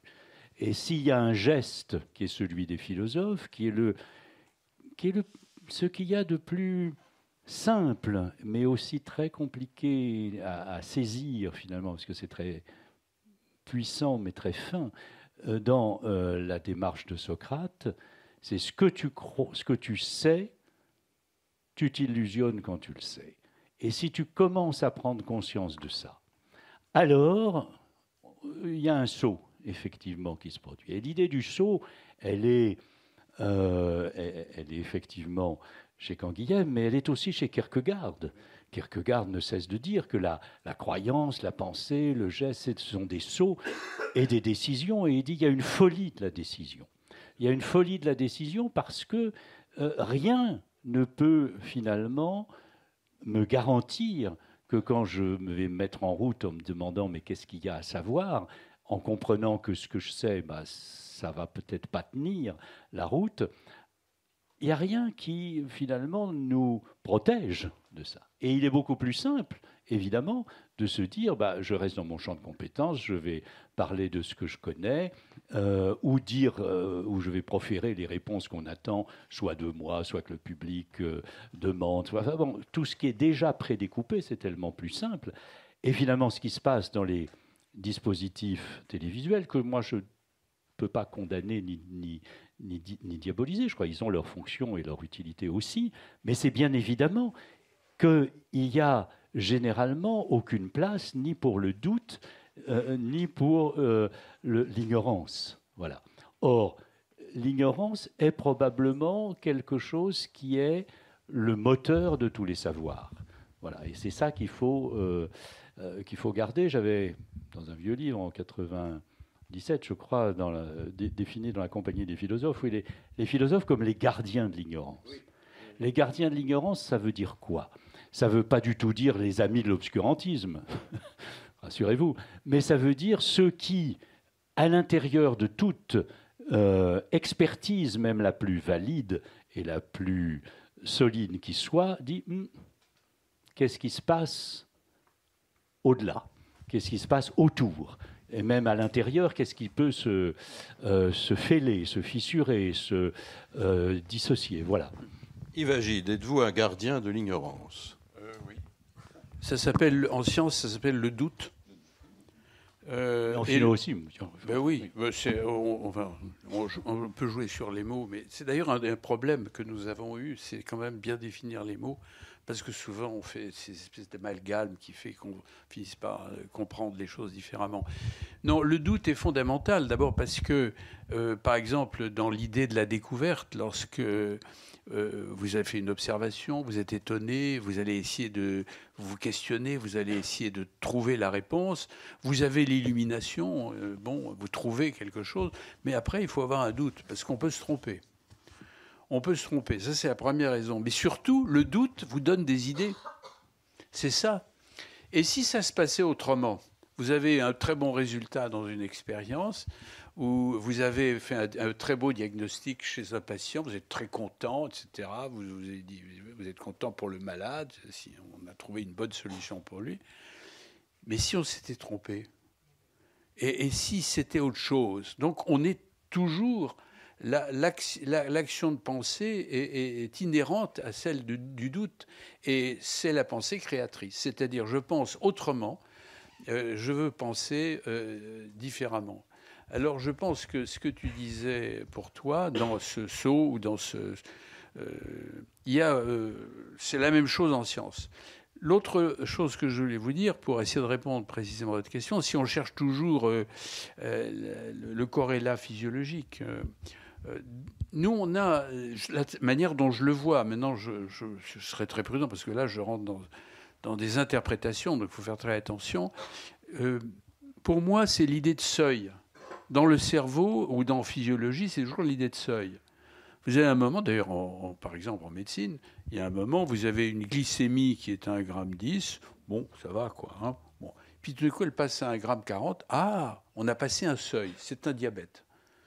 Eh bien, dans la physiologie générale, d'une manière générale, et surtout dans le cerveau, on est toujours avec cette idée de seuil. Et cette idée de seuil, elle est très importante pour une raison, si vous me permettez, c'est celle de conscience et de subconscience que je défends beaucoup. Enfin, je ne suis pas le seul, mais dans la suite d'ailleurs de Pierre Janet, de gens comme ça. C'est cette idée que vous pouvez avoir une idée consciemment, mais les découvertes ne se font jamais consciemment, comme l'ont bien démontré beaucoup de philosophes des neurosciences, et en particulier les mathématiciens, comme Henri Poincaré, par exemple. C'est jamais l'idée, c'est jamais en se disant « mais qu'est-ce que c'est ?» C'est en cherchant de manière consciente. Le plus souvent, l'idée nouvelle, l'idée à côté, la découverte, elle se fait de manière non consciente, sans qu'on y pense. C'est par exemple Henri Poincaré qui découvre son fameux théorème en montant dans l'omnibus à Coutances, en Normandie. Il cherche depuis 3 ans, et tout d'un coup, en mettant le pied dans l'autobus, tac, il a l'idée. Il la garde en tête et la garde. Dès qu'il arrive chez lui, il note. C'était la découverte du théorème.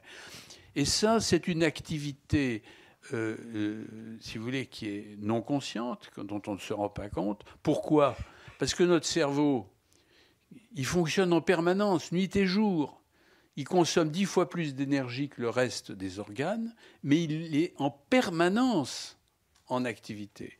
Et donc, cette activité, simplement, on n'en a pas conscience, mais elle est là. Et à un moment, il y a l'idée de seuil, et hop, tout d'un coup, ce qui était non conscient devient conscient. Et c'est ça le moment délicieux de la découverte pour les scientifiques et de l'idée nouvelle, j'imagine, pour le philosophe. Tu es d'accord ? Oui. Je rêvais à un théorème qui serait les autobus de Coutances sont favorables aux mathématiciens. Mais c'est pas général, ça. C'est un nouveau livre pour toi. C'est un nouveau livre. Alors, Yves Agide, puisque vous avez appris à lire les démarches, en neurologue, en spécialiste de la physiologie, j'aimerais vous poser une question un peu directe. Mais... Vous me faites peur. Non, mais qu'est-ce que ça vous a appris, vous, des hommes, des femmes, cette possibilité, finalement, que vous avez de décrypter nos marches et démarches? Non, il faut mettre les choses à leur place. C'est-à-dire que la marche et la démarche, c'est utile. Moi, je dis qu'on fait dans mon domaine très particulier, qui sont les maladies, beaucoup de maladies neuropsychologiques, les maladies du mouvement, des choses comme ça. Je dis toujours que je fais 50% des diagnostics en voyant les gens rentrer dans le bureau. C'est un peu pour blaguer, c'est pas un chiffre exact. En fait, ce qui est extraordinaire, c'est quand je vous regarde dans votre visage. C'est-à-dire, je vois dans votre visage, vous avez 48 muscles qui bougent tout le temps, et on voit tout sur un visage. Parce que là, dans les pieds, j'ai quelques muscles, dans les mains, j'en ai très peu, mais là, j'en ai 48. Et donc là, le moindre mouvement du visage est tel qu'on devine pratiquement tout sur le visage de quelqu'un, même le mensonge. Regardez un enfant, un gosse qui ment, un petit enfant, un gosse de 12 ans qui vient vous raconter une blague. Enfin, les parents s'en rendent compte tout de suite, c'est évidemment pas vrai. Et alors, il y a les acteurs, bien sûr. Après, on peut contrôler. Mais donc, on apprend beaucoup. Alors, pour répondre plus précisément à votre question, le fait en médecine, la merveille de la médecine, c'est la possibilité de rencontrer les plus puissants du monde, les plus démunis, les plus intelligents, les moins intelligents, etc. On rencontre une panoplie de gens extraordinaires et finalement, de manière probablement subconsciente, un peu par imitation, un peu comme quand on est à l'école, qu'on écoute le professeur, on finit par avoir l'habitude de juger les gens. Et le problème, là, eh ben, j'y reviens, c'est le doute. C'est surtout d'avoir un peu conscience en se disant, attention, faut pas exagérer, hein, parce que ça, on va trop vite. Et le nombre d'erreurs que j'ai fait personnellement en faisant le malin comme ça, bon, non. Il faut faire très attention. Roger-Paul Droit, en faisant le distinguo donc, entre les philosophes marcheurs et les sédentaires, quelle conclusion, quelles conséquences vous avez tirées de ces remarques, puisque finalement vous dites que les sédentaires ne sont pas plus bêtes que les marcheurs? Non, ce serait absurde de dire que Descartes ou Hegel, par exemple, qui ne sont pas marcheurs, seraient de moins bons, moins grands ou moins intéressants philosophes que Rousseau, Nietzsche, Kant ou Kierkegaard, lui aussi, qui était un grand marcheur, ou Wittgenstein, ou Thoreau. Mais je crois que ce que j'en ai tiré, c'est bien cette idée qu'il y a entre...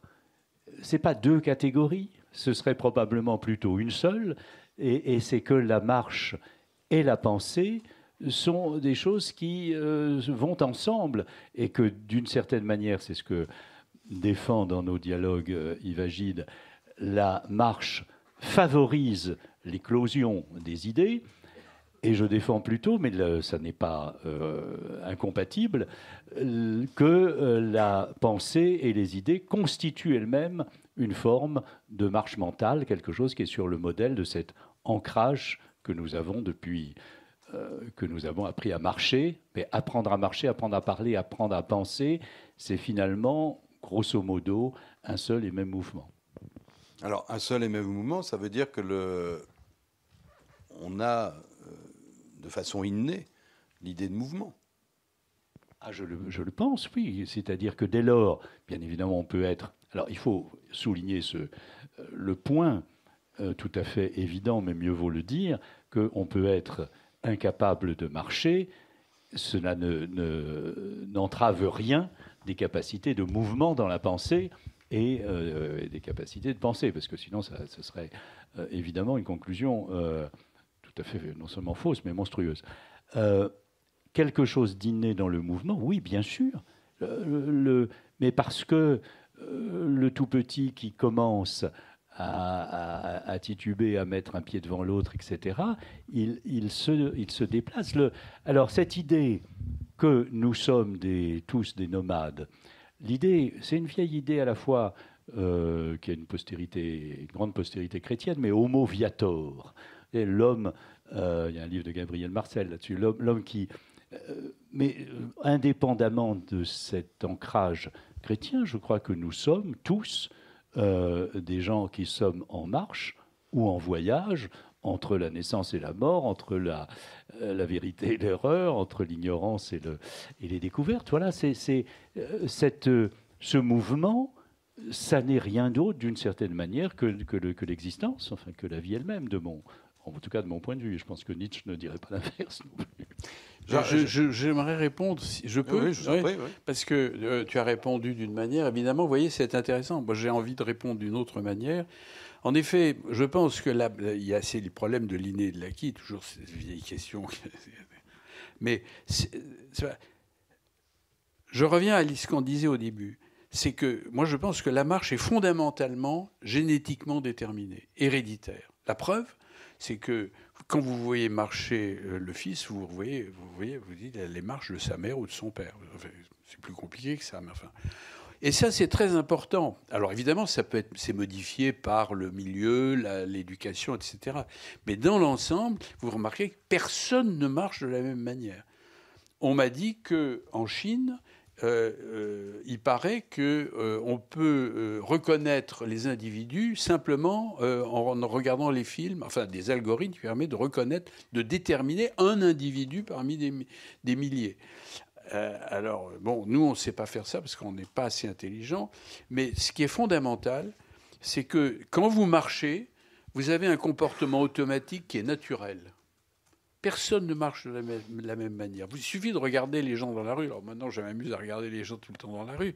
Marcher. Personne n'est pareil. Autrement dit, vous êtes nature. Autrement dit, vous n'êtes pas dans l'après. Vous n'êtes pas en train de simuler. Quand vous allez chercher une place pour avoir un nouveau job, vous faites un peu attention à vous, vous contrôlez. Parce que quand vous marchez, vous flânez, vous êtes vous-même. Au fond, c'est le reflet d'un comportement naturel. Et en ce sens, je trouve que c'est très intéressant pour les interactions sociales. Et quelle différence vous faites entre le marcheur, le randonneur, sur les chemins de Compostelle, que vous évoquez à la fin, je crois, de votre livre, et le flâneur, sachant que le flâneur, il y a toute une tradition littéraire, celle de Baudelaire, bien sûr, mais des surréalistes après. Dans la tête de Baudelaire, le flâneur, cela a un rapport direct avec la modernité. C'est-à-dire, le flâneur, c'est celui, c'est dans le poème Les Foules, les petits poèmes en prose, c'est celui qui va justement appréhender, tel un Indien dans la ville, le choc, disons, de la ville moderne, sa trépidation, c'est la passante qu'on ne reverra jamais, etc., etc. Donc le randonneur, c'est une chose. Le flâneur, disons, dans les espaces urbains, il y a toute une tradition littéraire, en France, en Allemagne, ailleurs. Et une question très triviale. Et le vélo, qu'en pense le neurologue et le philosophe, sachant qu'aujourd'hui, dans les grandes villes, disons, le vélo a pris le pas, c'est le cas de le dire. très souvent. Je commence pour une fois. Non, mais regardez les livres qui viennent de paraître par mon ancien interne Jean-Christophe Ruffin, hein, sur les chemins de Compostelle, ou les 2 livres récents de Sylvain Tesson, Blanc, ou sur les chemins noirs, je crois. C'est des très beaux livres.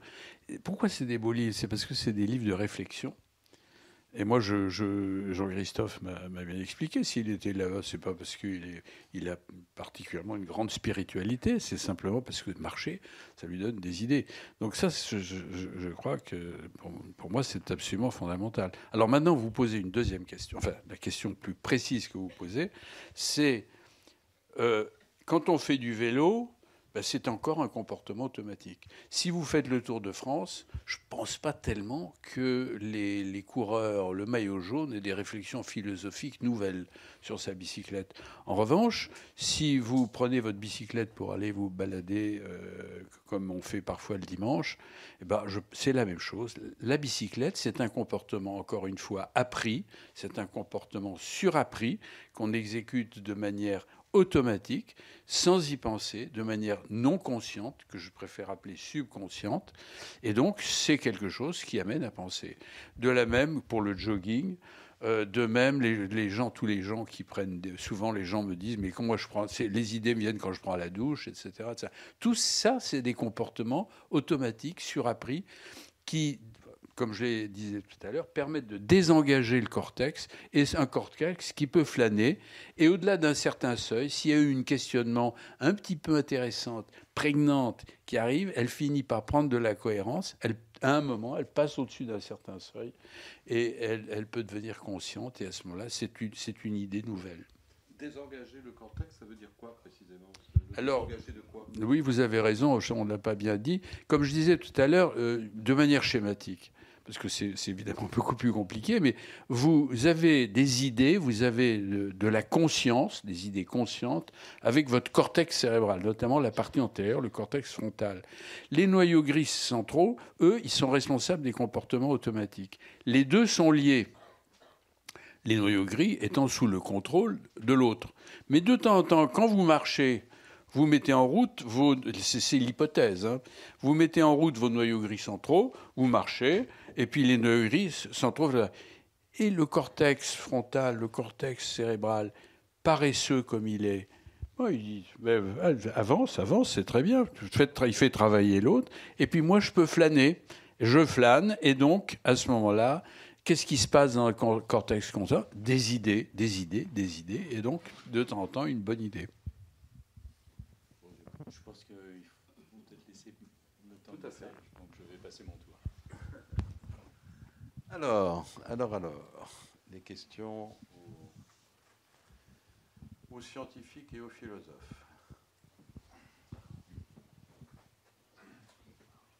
Monsieur. Merci pour cette délivrance d'informations.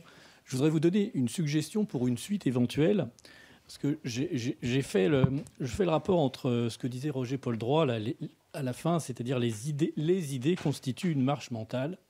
Ce qui est important, c'est le pluriel, les idées. Et ce que vous avez dit, monsieur, c'est concernant la science, avec les fake news, etc. Et je me demandais si ce n'était pas aussi important, pour éviter toutes les inhibitions et puis l'avancée des connaissances, d'avoir une confrontation des idées systématique. C'est-à-dire pour bien dissocier les opinions des vraies connaissances, parce qu'on a eu quelques exemples sur des grands sujets scientifiques récents, que ce soit le climat, donc c'est un climatologue justement qui faisait partie du GIEC qui a écrit un livre que Roger Paul Droit donc appréciera. Le titre, c'est Climat, la part d'incertitude. Donc, est-ce que vous ne pensez pas que la confrontation des idées, qu'à chaque fois qu'il y a une idée scientifique qui est avancée dans le public, il ne faudrait pas qu'il y ait une équipe rouge et contre une équipe bleue, des scientifiques qui pensent quelque chose et des scientifiques qui pensent autre chose et qui puissent parler. Et donc, est-ce que vous ne pensez pas que c'est de la confrontation que les connaissances avancent? Et donc, le titre de votre prochain livre, peut-être, pourrait être « Les idées sont confrontées, donc les connaissances marchent, voire courent ». Oui, je réponds à votre question, vous avez raison. Oui, je crois il y a beaucoup de choses dans ce que vous dites. Je crois qu'il faut, me semble-t-il, clairement distinguer des idées qui font l'objet d'interprétations distinctes, et puis celles qui sont bien assurées contre des contestations qui sont abusives.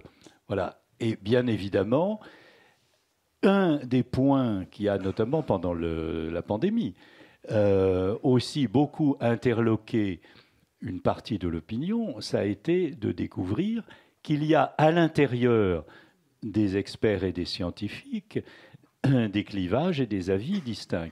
Il n'y a pas nécessairement, et ça c'est une chose qu'il faut aussi endurer comme incertitude, il n'y a pas nécessairement dans tous les domaines de la recherche scientifique un consensus unanime entre les experts. Bien évidemment, oui, oui. Mais sinon, votre suggestion est tout à fait juste. D'ailleurs, c'est pour ça, juste que c'était si agréable de confronter nos points de vue, disons, avec une vision physiologique d'un côté, une vision philosophique de l'autre. Et alors, la raison pour laquelle ça a marché, c'est simplement parce que c'est un type charmant, vous comprenez.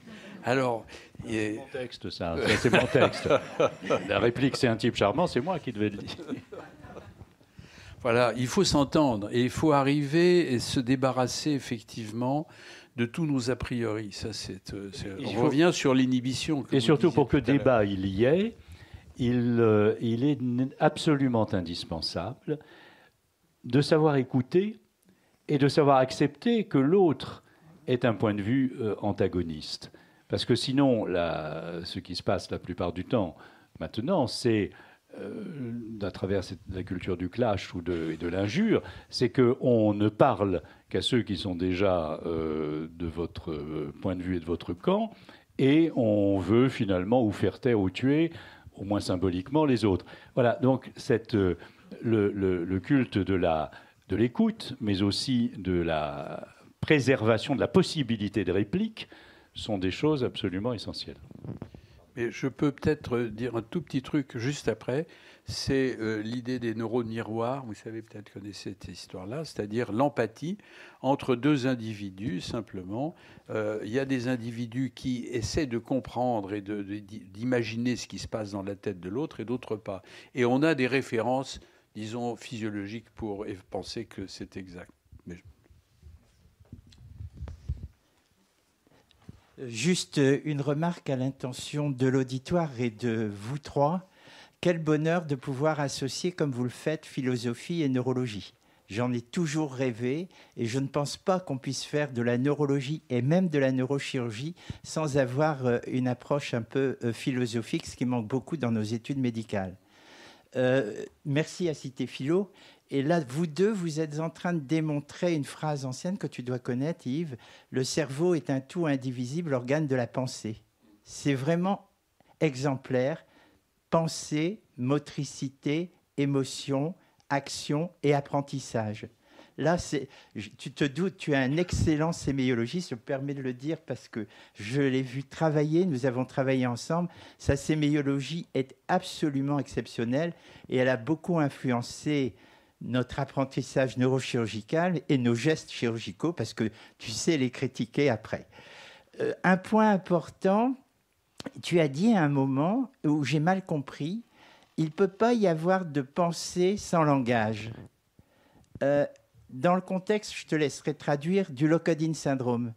Tu sais qu'il y a une pensée, il n'y a absolument pas de langage parce qu'il n'y a pas d'effection, et pourtant, il peut y avoir un langage par le morse. Alors, voilà, ça a été un des objets de nos discussions. L'exemple que vous prenez, celui du Locodin syndrome, mais celui aussi d'un certain nombre d'aphasies, conduit Yves, et il me dira si je le trahis, je ne crois pas, à dire le fait que le patient pense mais ne puisse pas du tout s'exprimer, montre bien qu'une pensée sans langage est possible. En gros, c'est ça le... Et je vois là un biais que je me permets de critiquer. Ça n'est pas une pensée sans langage qui existe, c'est la pensée d'un être parlant, éduqué, etc., rendu par sa maladie incapable de communiquer sa pensée. Et il me semble que dans cette circonstance-là, l'aphasique, ou celui qui est pris dans un lock-in syndrome, est un être parlant, entre guillemets, en tant qu'il est être pensant, mais se trouve, tout en pensant par le langage, incapable de communiquer, puisque les trucs sont bloqués. Voilà. C'est, si vous voulez, parce que c'est ma manière de défendre cette idée que nous sommes en fait des animaux pagaillés et même transformés par la parole, et que le fait d'être des êtres parlants nous distingue de façon, à mes yeux, radicale de toutes les autres espèces vivantes. Voilà. Et c'est à l'intérieur de cette situation d'être parlant que nous avons accès à la pensée, même lorsque nous ne pouvons plus parler. C'est la même chose que Robinson Crusoe, si vous voulez. Robinson Crusoe, enfin, c'est le symétrique inverse. Imaginons qu'il se promène sur la plage, il n'a pas encore rencontré Vendredi, et puis il heurte un caillou, il dit merde. Mais il dit merde à qui ? Autrement dit, il est sur son île absolument déserte, en train éventuellement de proférer des mots, ou en tout cas en train de penser, mais parce que il a été socialisé, éduqué, appris à parler dans l'Angleterre du XVIIe siècle, et que, en tant qu'être parlant, il le sera à jamais et toujours. Et il a tous les autres. C'est Henri Michaud qui disait « on n'est pas seul dans sa peau ». Je crois que si on est un être parlant, on n'est plus jamais seul dans sa peau, même si on est évidemment enfermé dans un syndrome ou sur une île déserte. Bonsoir. C'est sans doute une question un petit peu bête, mais... Il n'y en a pas. Si vous en avez trouvé, j'en suis ravi, mais il n'y en a pas de question bête. En fait, je ne comprends pas très bien pourquoi vous utilisez le terme « marcher », alors qu'après, vous dites que, du coup, par exemple, prendre le vélo, ça peut avoir le même effet. Et est-ce que utiliser le terme « marcher », du coup, ça n'exclut pas les personnes, du coup, en situation de handicap qui utilisent le fauteuil roulant? Est-ce que, du coup, par exemple, utiliser son fauteuil roulant, ça aurait le même impact que de marcher, que d'aller se promener? En fait, pourquoi utiliser ce terme qui peut désigner du coup beaucoup de choses voilà. Plus que je réponde. Oui, alors il y a deux choses dans ce que vous dites. La première, c'est que il faut voir la marche comme un comportement, c'est-à-dire ce qu'on voit de l'individu. Le comportement, c'est ce qu'on voit de quelqu'un. On néglige ce qui se passe à l'intérieur de lui, mais on voit.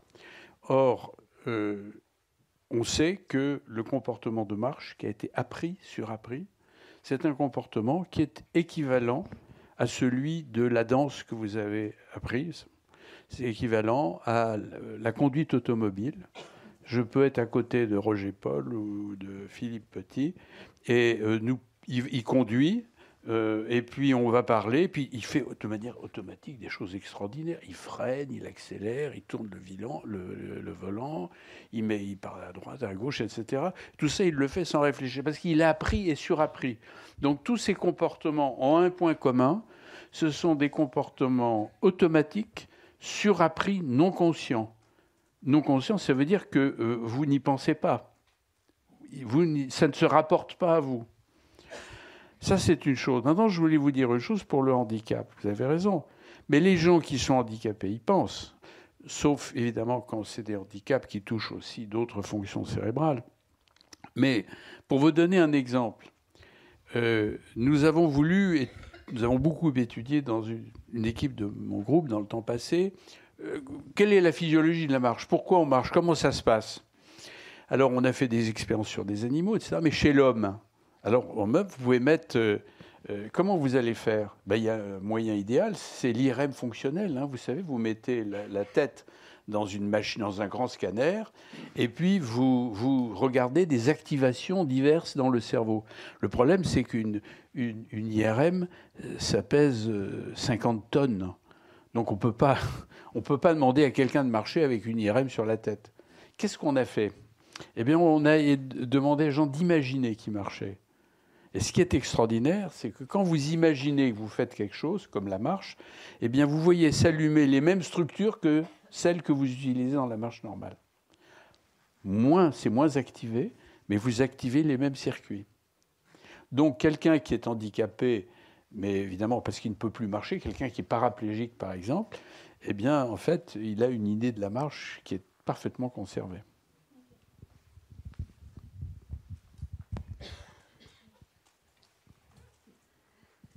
C'était un point de vue plus général. C'était très intéressant votre approche, plutôt approche que confrontation. Et moi, ça m'a fait penser, est-ce que tout ce qui était psychologie, psychiatrie, ça ne pouvait pas venir un peu faire le pont entre les deux? Parce que moi, dans mon expérience, j'ai eu des professeurs, des maîtres, qui étaient neurologues. Et à ce moment-là, les études, c'était neuropsychiatrie, et des professeurs en psychiatrie, leur étude, c'était aussi neuropsychiatrie. Donc, ils parlaient ensemble c'était très complet comme démarche. Maintenant, on est arrivé aux neuropsychologues, aux neurosciences. Et tout à l'heure, monsieur disait que même en tant que neurochirurgien, c'était intéressant, ce point de vue psychologique, d'avoir l'empathie ou d'avoir le contact avec le patient. Et je crois qu'en effet, cette approche globale, peut-être que maintenant, ça a divergé, alors qu'à un moment donné, il y avait ce lien plus fort.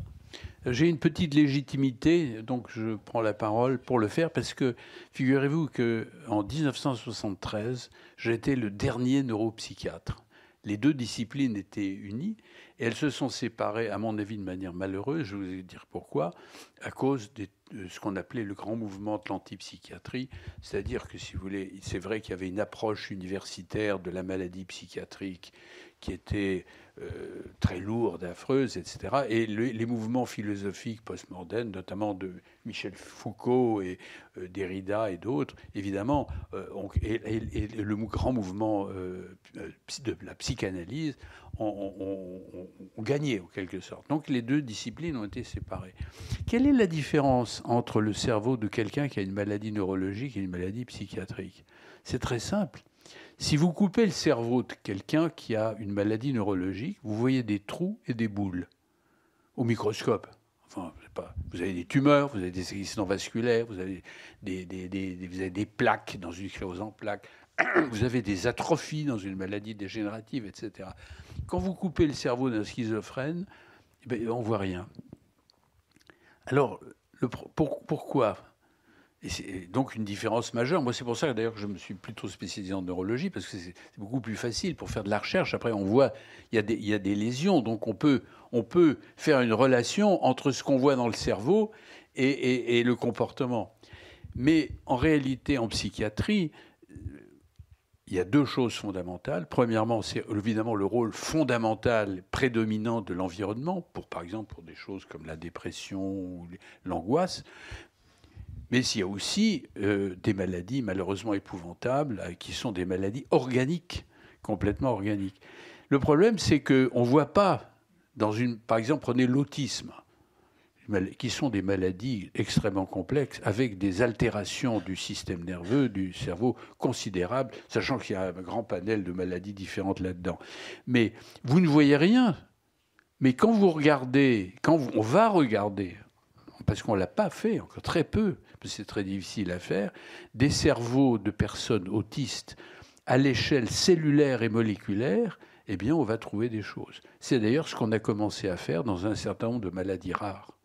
Vous voyez ? Donc le problème de la recherche en psychiatrie, je me permets de le dire, et du coup est très important, est beaucoup plus difficile que dans le domaine des maladies entre guillemets neurologiques. Mais vous avez des maladies neurologiques, prenez n'importe quoi, quelqu'un qui a une sclérose en plaques qui peut avoir des grandes dépressions, qui peut avoir des troubles cognitifs, etc. Et vous avez des maladies psychiatriques qui se traduisent par des symptômes entre guillemets neurologiques. Les deux disciplines sont... En fait, c'est pour moi la même discipline, mais dans un cas, c'est quand même beaucoup plus difficile. Une maladie psychiatrique, c'est autrement plus compliqué qu'une sclérose en plaques. plus proche de la philo, en quelque sorte. Non, ça je ne crois pas, moi, personnellement. non, mais le philosophe va je veux dire, s'exprimer. Oui, enfin, quand on fait des... Je sais pas comment dire, des recherches sur le sens, sur la pensée, tout ça pourrait... sur la déviation de la pensée ou la pensée, enfin, quelquefois, justement, ce qui est compliqué, c'est de voir, enfin, pas compliqué, mais je veux dire, il y a des choses entre la philosophie et la science, alors que là, il y a des choses qui existent entre les deux, quoi. C'est ce que vous montrez. Une dernière question. Oui, madame.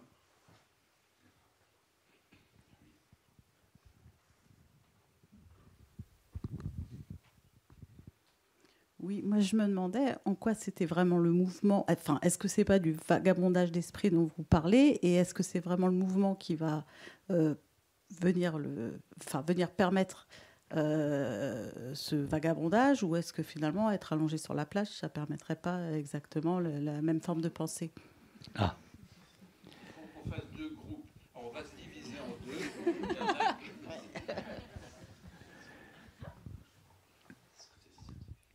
Les deux réponses vont être effectivement possibles, puisque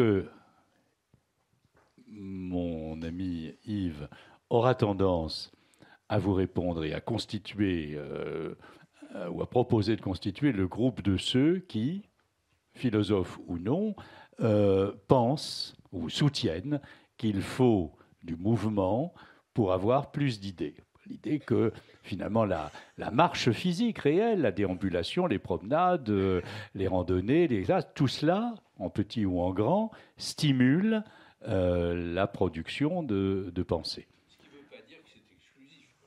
Oui, alors bien évidemment, parce que sinon, si on voulait conditionner de façon linéaire et stricte, ça voudrait dire que les personnes handicapées, par exemple, sont incapables de penser, ou qu'il n'y a pas de philosophe couché, ou qu'il y a... bon, et bien évidemment, je soutiens plutôt que marcher dans sa tête est toujours une forme de marche, quand bien même vous restez sous la couette, ce qui peut arranger un certain nombre d'entre nous. Vous voyez, c'est-à-dire que la causalité n'est pas décidée. C'est après tout, d'une part, une question de tempérament, d'idiosyncrasie, de goût, mais il y a aussi cette double face. Enfin, il y a toujours, je crois, une déambulation réelle qui peut produire des idées, plutôt après coup. Moi, je sais que quand je vais marcher, c'est pas en marchant que j'ai des idées, c'est plutôt juste derrière, pour des raisons sans doute je sais pas, d'oxygénation ou voilà. Mais j'ai aussi un sentiment de déambulation ou de mouvement si j'ai le sentiment de penser quelque chose qui fonctionne, même si je suis parfaitement immobile. Donc voilà, c'est pas fromage ou dessert, quoi, si je puis dire. Alors, Jean-Jacques Rousseau, il y a 5 promenades, ça s'appelle les rêveries du promeneur solitaire. Ça débouche un peu sur une impasse. Hein. Vous vous souvenez de la fin, mais on ne va pas la raconter. La solitude totale face au monde qui vient, et ça va déboucher après sur un autre ouvrage qui s'appelle Jean-Jacques, juge de Jean-Jacques. Donc Jean-Jacques et son double. Donc c'est une promenade solitaire où il va finir avec son double. Et vous savez que le thème du double va continuer après chez Gogol et bien d'autres. Mais là, nos amis, je vous conseille vraiment ce livre, ils étaient 2.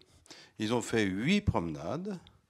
Et ça n'a pas, à mon avis, débouché sur une impasse. Ils ont réussi à maintenir la conversation pendant ces 8 promenades. Conversation ouverte de bout en bout. Alors merci, et je les remercie beaucoup. Merci à vous. Merci à vous tous.